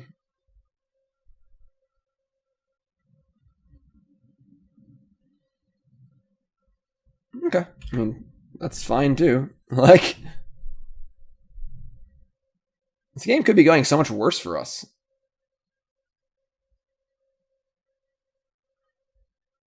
Alright. Alright. We draw a land, we can just kill them. Honestly. We can just Matron Warchief Piledriver, and they're dead.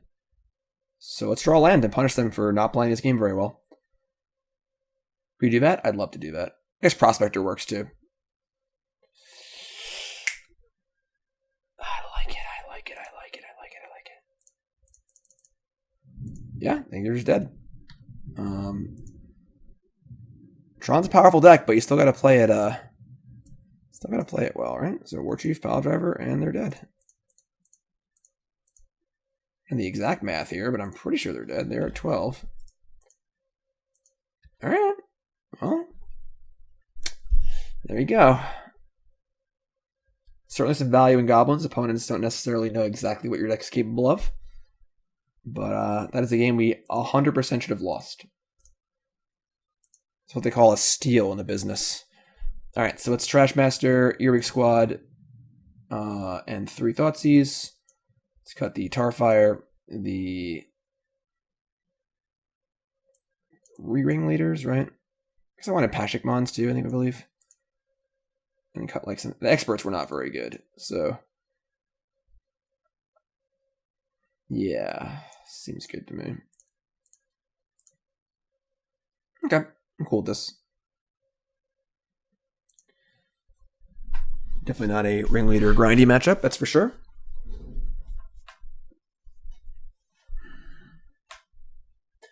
They had the right idea in that they were interested in keeping the Warchiefs off the board. It's important to think about what else can happen in that turn. Both times they killed the Warchief, we had no mana left over. And they made their blocks really, really bad each time. This hand's pretty bad. We have no 1-drop. We're on the draw. We have no Field of Ruin. Turn 2 Piledriver, turn 3 Warchief on the draw is probably not going to be good enough. We're going to ship this one. This hand is a lot better. We're going to keep and ship one of these vials. Turn 1 Vial, turn 2 Thoughtseize. I like it. Star, sure. Again, we're going to vial before Thoughtseize, which is just like the thing that kind of needs to be done. Yeah, let's reveal the Knuckleball.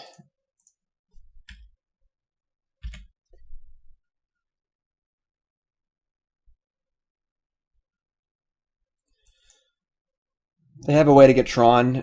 We can't stop it. And if they have more than one payoff, we're probably in trouble. But we have a pretty fast hand here at least, so that's really good for us. Them playing a basic forest and not a Tron land is exceptional. I can't see their hand, but if that's their turn to play, they probably should have mulliganed. Oh, I guess we're about to see their hand, so that's actually fine.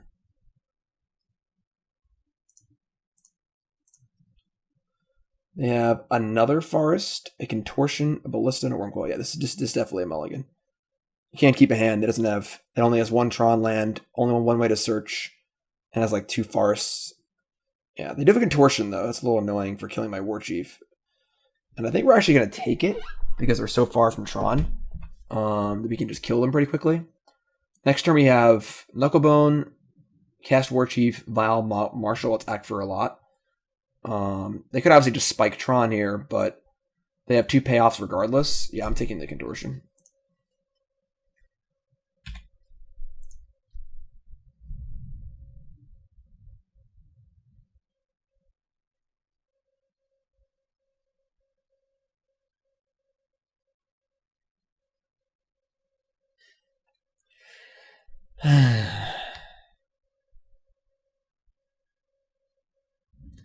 Alright, yeah, that's bad.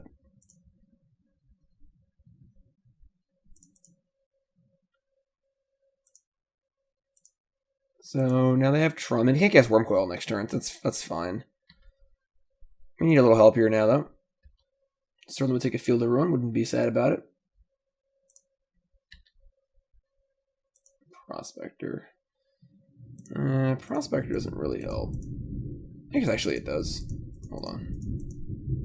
Why aren't my lands untapping? It's sunny and thundering and my lands aren't untapping. Alright, so we're pretty all in here, but it's actually a good draw. Stack this. Make our knuckleball bigger. Get to cast our Warchief anyway. So we are all in, but we have a pretty solid attack here. They're at 13. They can just hard cast Ballista for 2, which isn't particularly great.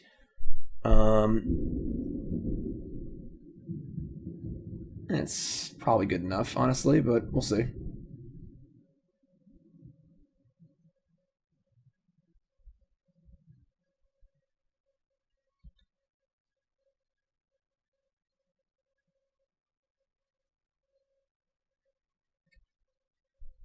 Okay. So mine, probably Ballista for 2. We'll see how they want to handle it. And we could definitely use a big draw here. Field of Ruin. Any decent goblin. Alright, it's Forest, Wormcoil. Hope you all are enjoying the ambience of this little thunderstorm in the background. I like thunderstorms. Alright, big draw step here.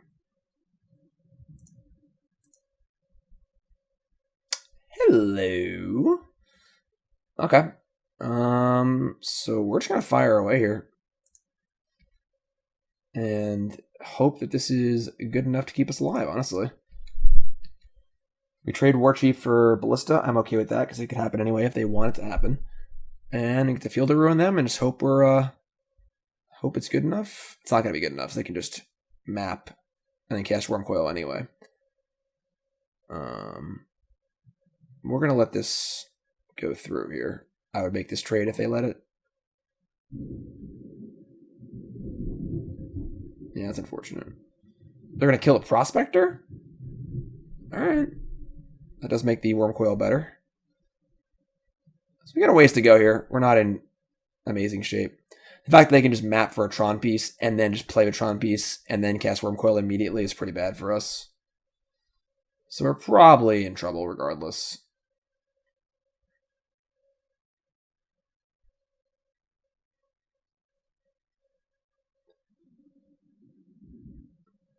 Them drawing that Sylvan Scrying is pretty bad for us.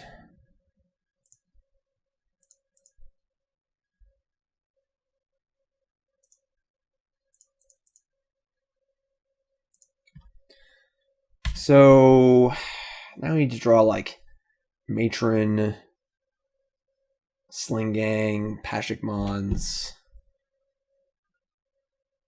something of that nature. Trashmaster's fine too.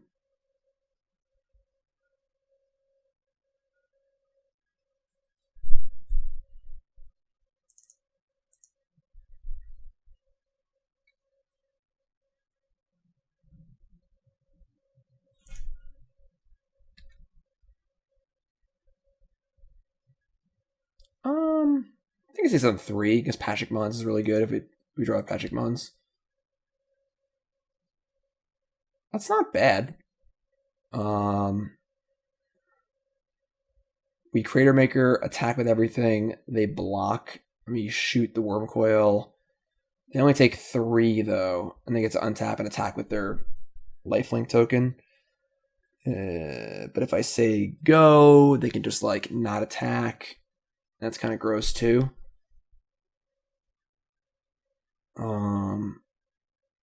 So yeah, I think we're just gonna have to Cratermaker and deal with it here.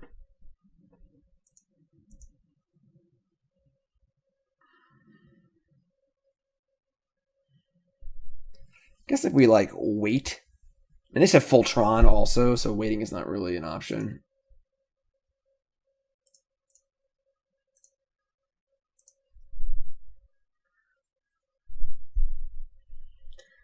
If we just say go, they just like 1 attack, and we're in the same spot next turn.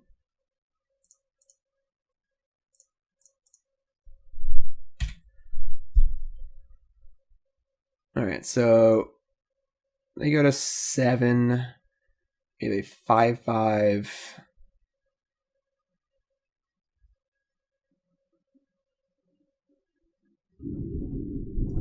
The world is still ending.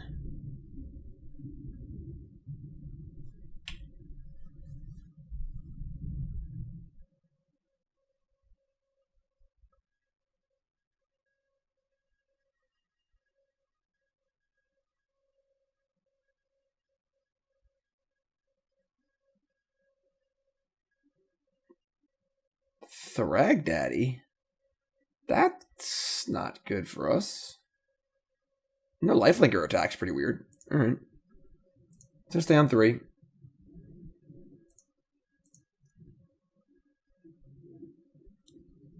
I mean, it's not bad. It's not great. I guess I should do it in their draw step because they don't have a they don't have to do their draw step. They don't have Ballista in place, so we can wait. Alright, I mean, now we're in a bit of a holding pattern. Unfortunately, they have a lot better top decks than we do, but we're not in like terrible shape.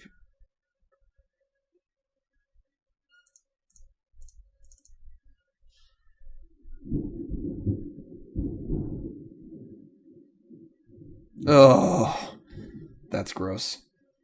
Very rare they can actually use the mana, but they had a contortion. Is there a second contortion? So it's probably just the Pro Tour list. I mean, now I have a 6/6 Knucklebone, but they still have a Death Toucher. Yeah, we're in a bit of trouble here. This matchup seems kind of difficult, honestly. I knew it wasn't great, but it seems a little worse than I thought it would be. Again, not a matchup I was really focusing on. Of course, the list I'm playing right now is the list I played at the actual Mythic Championship. Now that we've had the Mythic Championship and SCG Columbus, the metagame is going to change, of course. So the updates to the list will be in my article, again, on coolstuffinc.com, that goes along with this video. So you have to go to the article to look for that.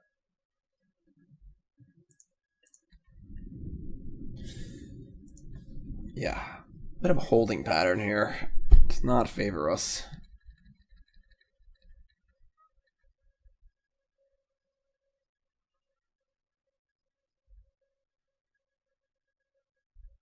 That's probably bad.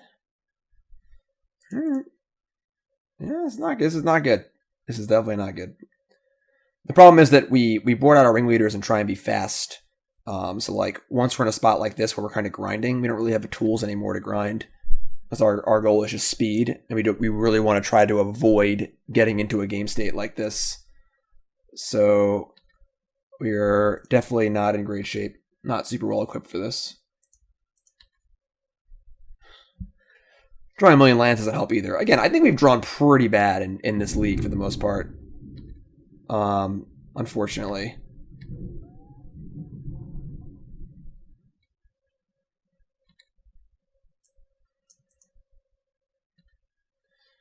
Alright, so they have Tron back online to go with their Ballista, which is really bad for us.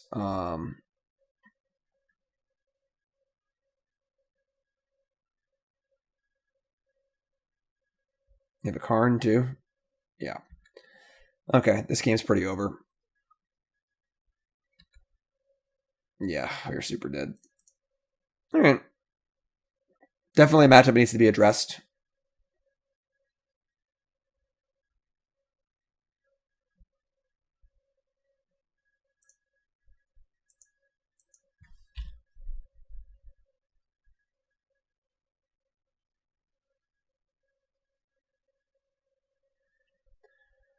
So we're going to go to 4 here. We have to basically draw exactly Ringleader and have it hit like 4 Goblins to have a chance to win. So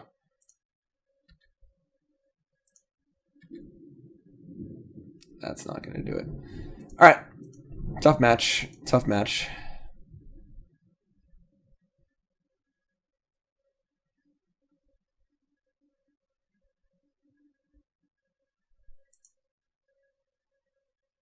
Oh. Did I say tough match? I meant tough game. Oh, it felt like we lost the first game, but we actually won, but we probably should have lost. So, all right. Let's go. We're on the play. I forgot we stole game 1. It felt like we lost, so I thought we were 0-2'd. But now we get to go to a game 3 on the play, which is pretty good for us. Our fields are online before they can Tron us. Obviously, we get to attack faster. Definitely some anti-synergy between Field and Warchief, but we're going to keep this hand. It's pretty hard to mulligan the Thoughtseize, Field of Ruin, Warchief hand.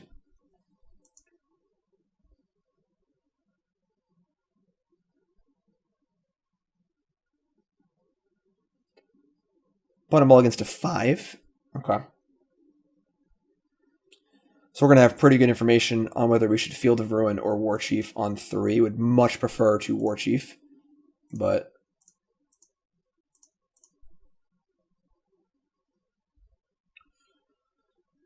their hand is 2 Tron lands, map Stirrings Thragtusk. So super easy map. And we actively don't want to field them because obviously they have green cards and no green mana. So let's just have them not draw a star or a map.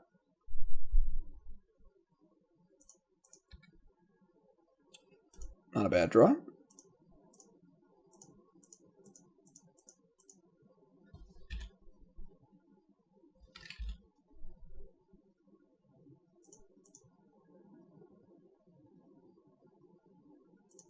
Okay.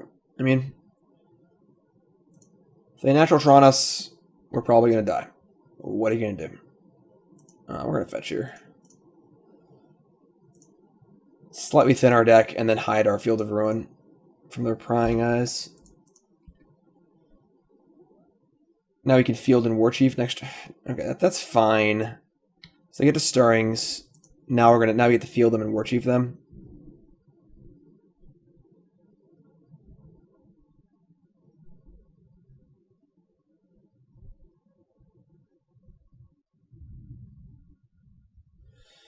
Eugene the Spirit Dragon. So they have Thragtusk, Ugin, and 2 other cards that are not 1 or 2 drops and not Tron lands, probably. So we're going to field them, and we are going to Warchief them, and we are going to kill them next turn with Sling-Gang Lieutenant. Ideal. We're going to kill the non-tower. You always want to leave tower in play. So they have to use tower to get Tron. They have 1 less mana overall.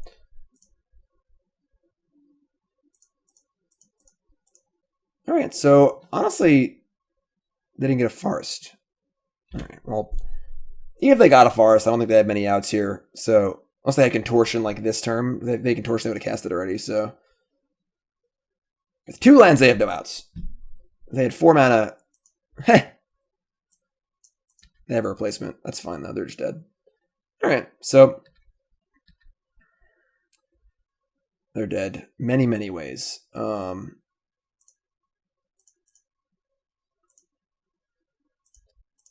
Play the gang. Matron for Piledriver. It's all good, y'all. Turn 5 kill on the play.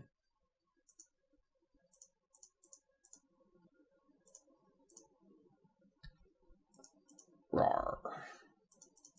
Piledriver's only got 17 power. Alright, so, I mean, they didn't get the land, but they can't do anything with 4 mana anyway, so I don't think it matters at all. Whoa, hello. Alright, cool. Alright, we're back here for match 5. Let's try and get that bread and butter 3-2 finish in Modern here. This opener's not too good. If we knew specifically that our opponent was playing small creatures, we could maybe keep this hand, but right now we have the experts, but no fuel for them, and a lot of lands again. Opponent did mulligan to 6, but our deck mulligans pretty well. We're just going to mulligan here. That's definitely better. That's definitely better. We're going to keep this one for sure. The question now is, what card do we bottom? It's kind of tough. Because again, we don't really know if Pashalik Mons or Pashalik Mons is going to be good or not based on the matchup. Only have 2 lands, so keeping the 2 drops is kind of important, but we kind of want the Warchief, we kind of want the Ringleader also. I think... I mean, we're on the draw, so we have many draw steps at drawing a 3rd land for Warchief. We have no real interaction for creatures yet. I'm going to bin a Marshal here. I don't love it, but I think we want to have the highest potential and the biggest range of things to do here. Black Cleave Cliffs, and we're getting gacked. I would say our hand is not very good against Hogak. The Hogak game 1 is pretty difficult. If they're able to play a turn 2 Hogak, it is almost impossible to win. I did beat a turn 2 Hogak at the Mythic Championship, but my hand was pretty good. And I was in the play. So we are probably in pretty big trouble here. They have at least a turn 2 Vengevine, most likely, with the ability to cast Gravecrawler here and any other 1-mana creature. Ooh. Well, that's the first thing they're doing.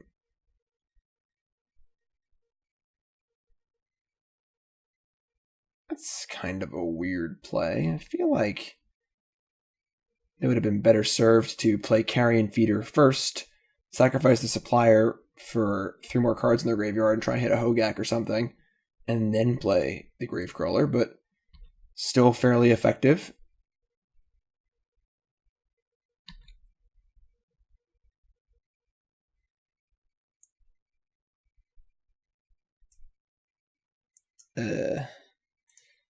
Okay.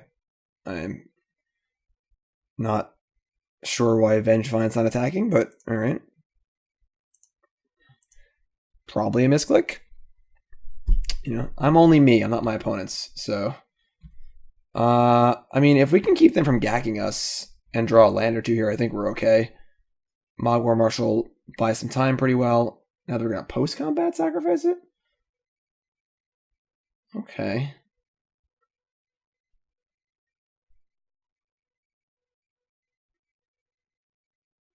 Kind of a pretty weird sequence from our opponent there, but sure.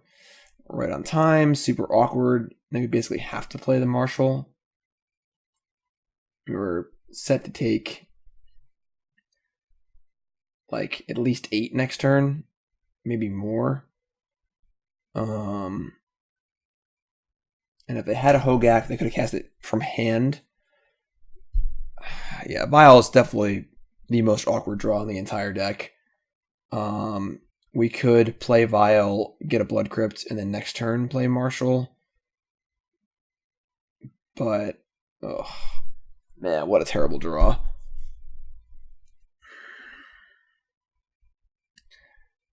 We play Marshal here, we have to draw land. And if we don't, we are basically dead.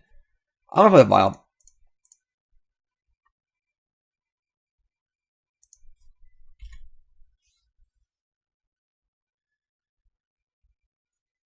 We're going to take a hit here and just hope they don't find Hogak.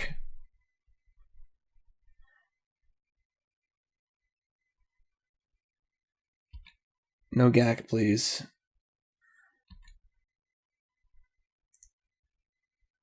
Okay. That's not bad.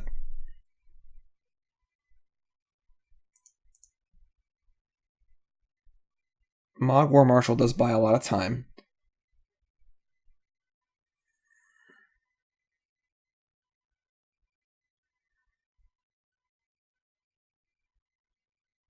We definitely need to draw a land. If not two, in the next 2 turns.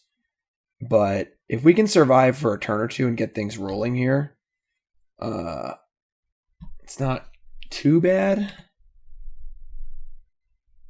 Them not attacking for 4 last turn, I mean, that extra 4 life is really going to matter. So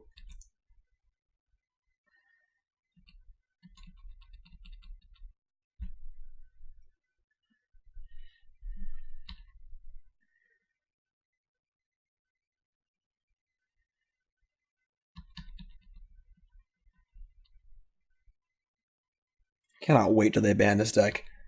It's just totally egregious. Yeah, I mean, so they didn't sack anything. We're already at 8. It's not looking good. Our hand was not great and obviously panned out insanely awkwardly. If his Vial was on turn 1, he probably would win this game, honestly. But turn 2 Vial on the draw. Just not panned out too well. Need a land here. Okay, it's not a land. It's probably one of the best draws of a deck. It's not a land, though, so...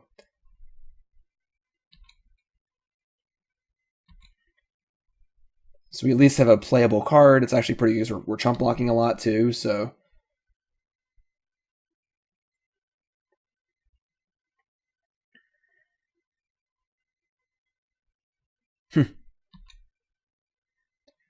So you block 2 things, take 2, 4, 6, 7. We're gonna go to 1 here. Oh god. We're probably dead, but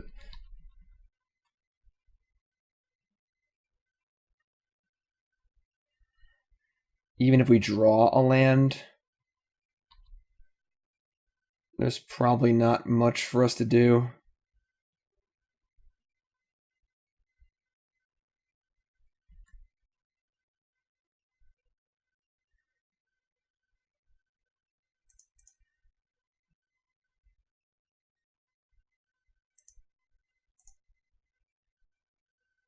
The old knuckleball.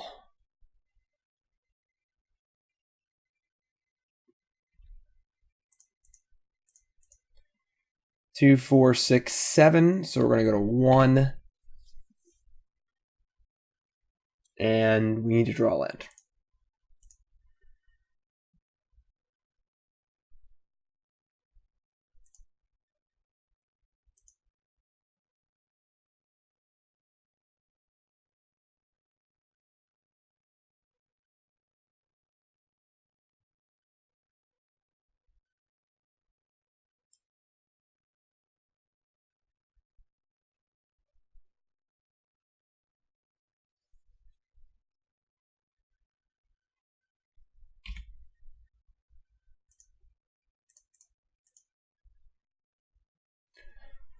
So we're going to do some Gravecrawler shenanigans and recur some stuff, and or not. It's pretty weird also. Okay. Sure. Alright, we need a land here.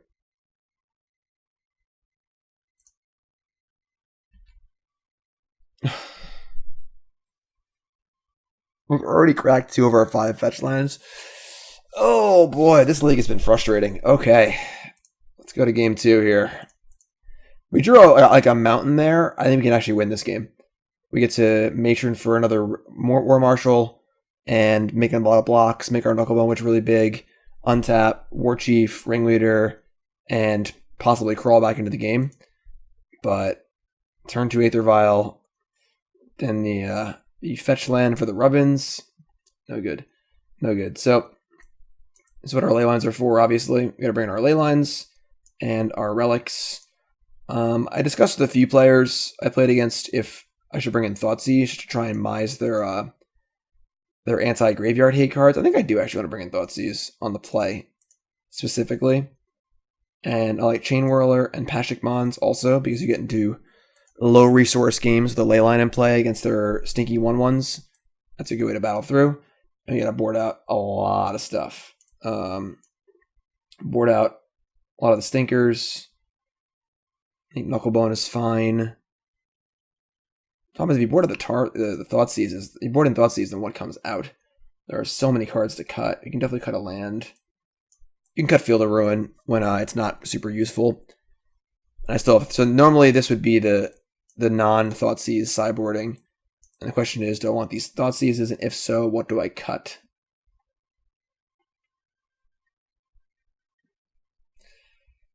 I'm not sure. I was not bringing in Thoughtseize most of the time, but it's just like so easy for them to have a functional hand and a Nature's Claim.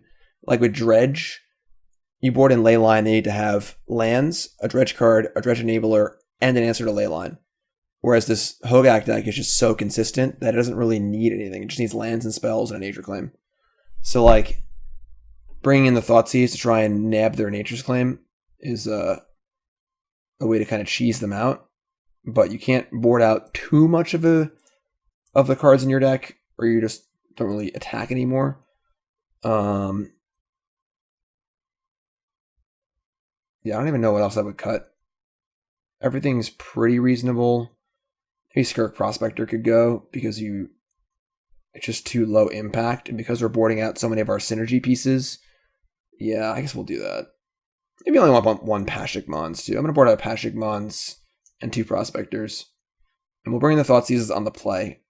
On the draw, it doesn't matter, because they can Nature's Claim your Leyline before you can Thoughtseize them. So we're going to try this.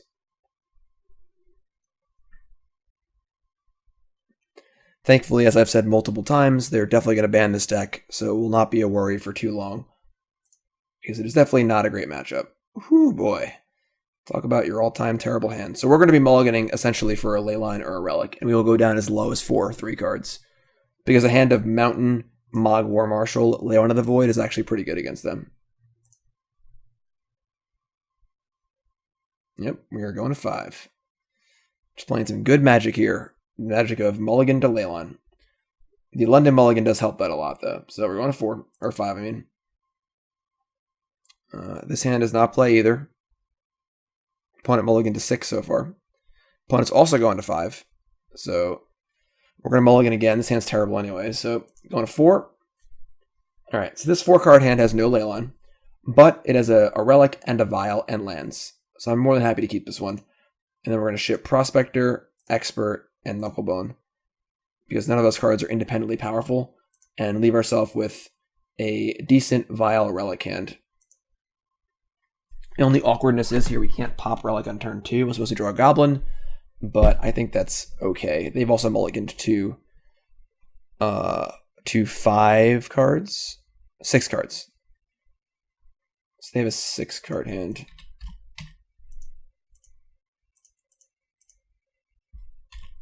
So if they can Hogag us turn through 1 Relic activation, so be it.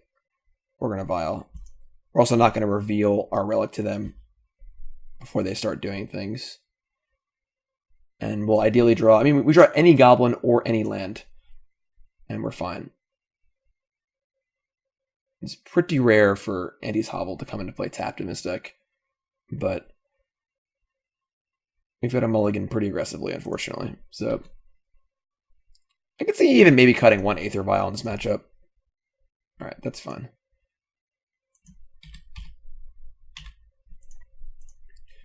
You need to board in so many different hate cards. It's just kind of unreal.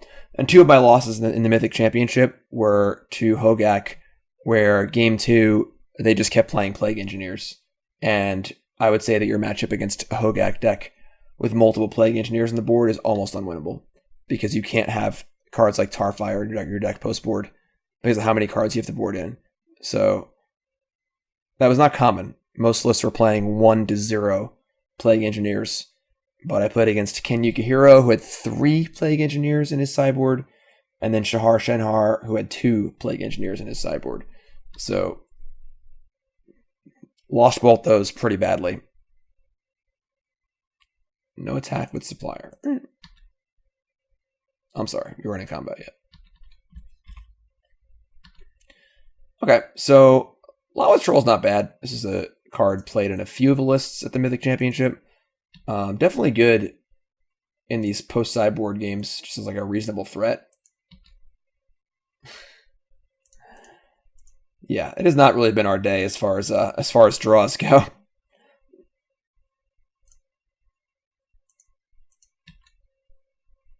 No lies. No lies.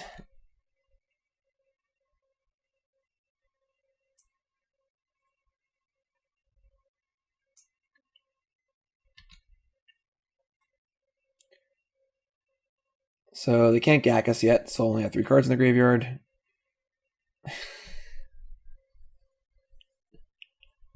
Okay. Yeah, I mean, I definitely did not expect my Hogak opponents at the Mythic Championship to have Plague Engineer in their board. But if they have Plague Engineer, this matchup is almost unwinnable, which is obviously terrible. But without it, I think it's fine post-board. I think you're definitely favored post-board. But with Plague Engineer also, I mean, it's just like too much.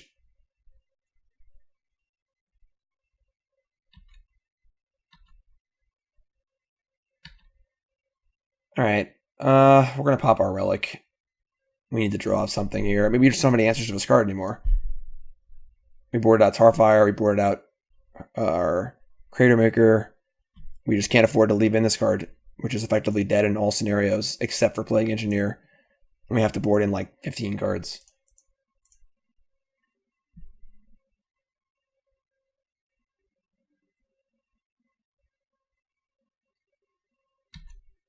I mean, that is a card we can put onto the battlefield. So that is also a card we can play. Unfortunately, like I said, there's something to search for that can kill Plague Engineer. So we can Matron, and I guess we're probably going to get a Ringleader, honestly, because frankly, we need to get the ball rolling here. And although our Goblin count is a lot lower than usual, Ringleader into a Munitions Expert would kill the Plague Engineer. So I guess that's what we're doing. I think we're actually just going to just play the Matron and hold the Warchief. I don't really see a reason to run the Warchief out there and make the Matron cost less mana. So we'll play Galbonic Tutor. Sorcery. Look for a Goblin. And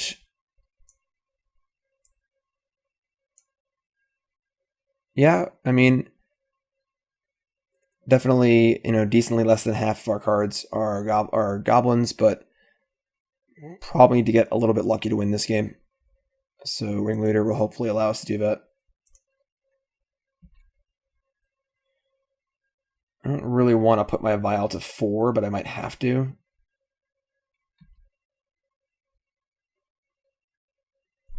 We only have 2 other 4-drops in our deck. But I would like to Ringleader and then hit a Munitions Expert and then cast it immediately.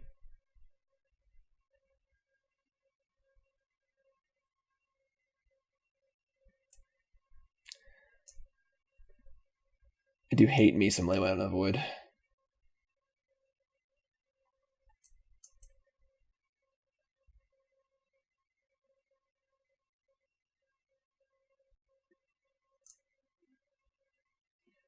I got to complain to some of the Wizards play design team in person at the Mythic Championship about Plague Engineer. This card should have definitely been legendary. It's too...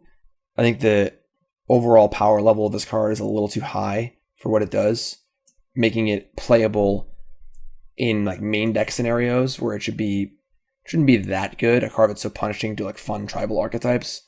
So I said it should definitely be like legendary or be universal or something. I thought legendary was the most clever way to balance it. All right. Well, they have a Hogak in the graveyard, but they can't really do anything with it yet.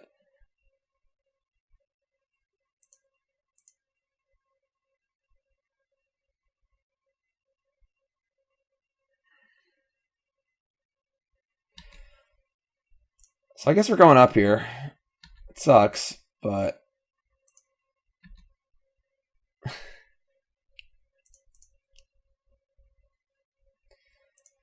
sometimes just not your day.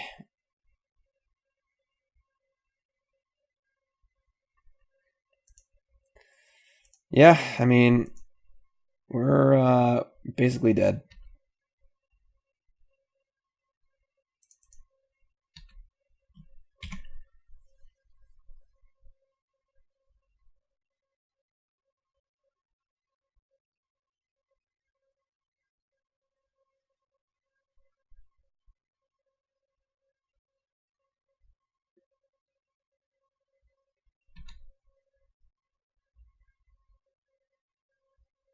I mean, this looting's going to allow them to cast Hogak too, so we're just 100% dead. So not a very fun match. I mean, the matches against Hogak are typically not very fun. Either you leyline them and blow them out, or they just blow you out. Just really, I mean, they have Plague Engineer, obviously for us too. It's just like the worst thing ever. But I think it's pretty clear this deck is going to be banned, and that's good because this card is just, I don't know how you could print this card and think it was going to do fun things in a game of Magic. You know, you got a Vengevine in there too. Yeah, we're super dead. Probably just dead this turn, honestly. So once Hogak is banned, Modern will settle down a little bit, which is good. And perfect. Yeah. So fighting Plague Engineer out of fair decks is fine because our deck isn't mucked up with all these Leyline of the Voids, and we can just go down on our Skirk Prospectors and stuff like that in the fair matchups, and we get to have things like Tarfire and then Icon of Ancestry. The problem is we just can't have cards like this in our deck. Like this card is specifically for Plague Engineer for out of fair decks. You know, Jund, Mardu Pyromancer, etc. But we can't have a card like this in our deck if our opponent's playing a busted, broken combo deck. So, you know, Tarfire, Icon of Ancestry, Goblin Cratermaker, all answers to Plague Engineer, but we just need to have 4 Leyline and 2 Relic and Thoughtseizes and all these terrible cards in our deck. So, Plague Engineer out of fair decks, not nearly as bad, much more manageable.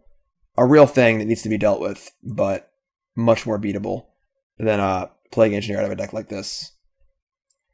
But like I said, this deck won't exist in a few weeks, so it doesn't even matter. So, we are dead. Pretty serious shellacking there. So not a great league, but I definitely think we didn't draw terribly well, and we lost to a Hogak deck playing a million Plague Engineers, which is basically my entire Pro Tour. We lost to Tron. I think Tron is a matchup that needs to be addressed. We are playing my deck list from the Pro Tour itself, and going into it, I was concerned with Eldrazi Tron, not regular Tron. I think our matchup against Eldrazi Tron is very good. Chalice of the Void means basically nothing, because you can use Cavern of Souls to make your creatures uncounterable that are 1-drops, and everything else is great. Their creatures aren't very good against us unless they're very, very fast. We have plenty of ways to kill them. We have a fast clock, we have Field of Ruin, so I think the Eldrazi Tron matchup is very good, but proper Tron is definitely a much harder. They have sweepers, and they can get ahead of our Field of Ruin sometimes. But as I've said, once we have the room in our sideboard to not play these Leylines, we can afford to have things like Alpine Moon. I don't think his deck wants Blood Moon, because Blood Moon kind of piles on top of Field of Ruin to give us even more 3-mana things that mess with their Tron. And I think having a 1-mana card that does that is probably a lot better. So probably want Alpine Moon for the Tron matchup. Then we lost to Humans, which has Auriok Champion. That's a tough one. Of course, they usually only play 2 or 3 Auriok Champions in their sideboard. And unfortunately, they've had it turn 2 every game and then multiple ways to copy it. But that's a problem we can also address. Again, we could also play our own Plague Engineers, which is a possibility. And honestly, beating 1 Auriok Champion isn't that bad. You know, in that game, we played a lot of turns, and they had 2 4/4 Auriok Champions, and we were still playing Magic. You know, the game was still happening. So it's beatable. You know, you can kill their other creatures and so on and so forth, but it's definitely tough. So there aren't a ton of answers to that. We could go crazy and put like Pyrite Spellbomb or something, but humans would need to be a pretty large percent of the metagame to make that a thing. So either way, again, we're really in this awkward spot in Modern right now where it's pretty obvious Hogak is going to be banned. So the metagame we're playing right now isn't even realistic to what Modern's going to look like in a few weeks, probably. I don't know if they'll emergency ban it or just wait till the next ban period. Probably just wait. But Goblins is real. I would not have played this deck at the Mythic Championship if I didn't think it was good. And I think going forward, this is going to be a very real deck. I am concerned with the card Plague Engineer.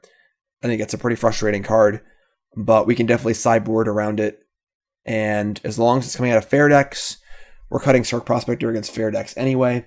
And tools like Icon of Ancestry and Tarfire are all pretty good there. So once again, check out CoolStuffInc.com. I have a full companion article to this deck where I'll go over my card choices in more depth, as well as give a fully updated list for the current Hogak metagame, and then thoughts on beyond that as well. And on Friday, I'm going to go over my predictions for the Pro Tour, as well as a full sideboard guide for the Goblin deck.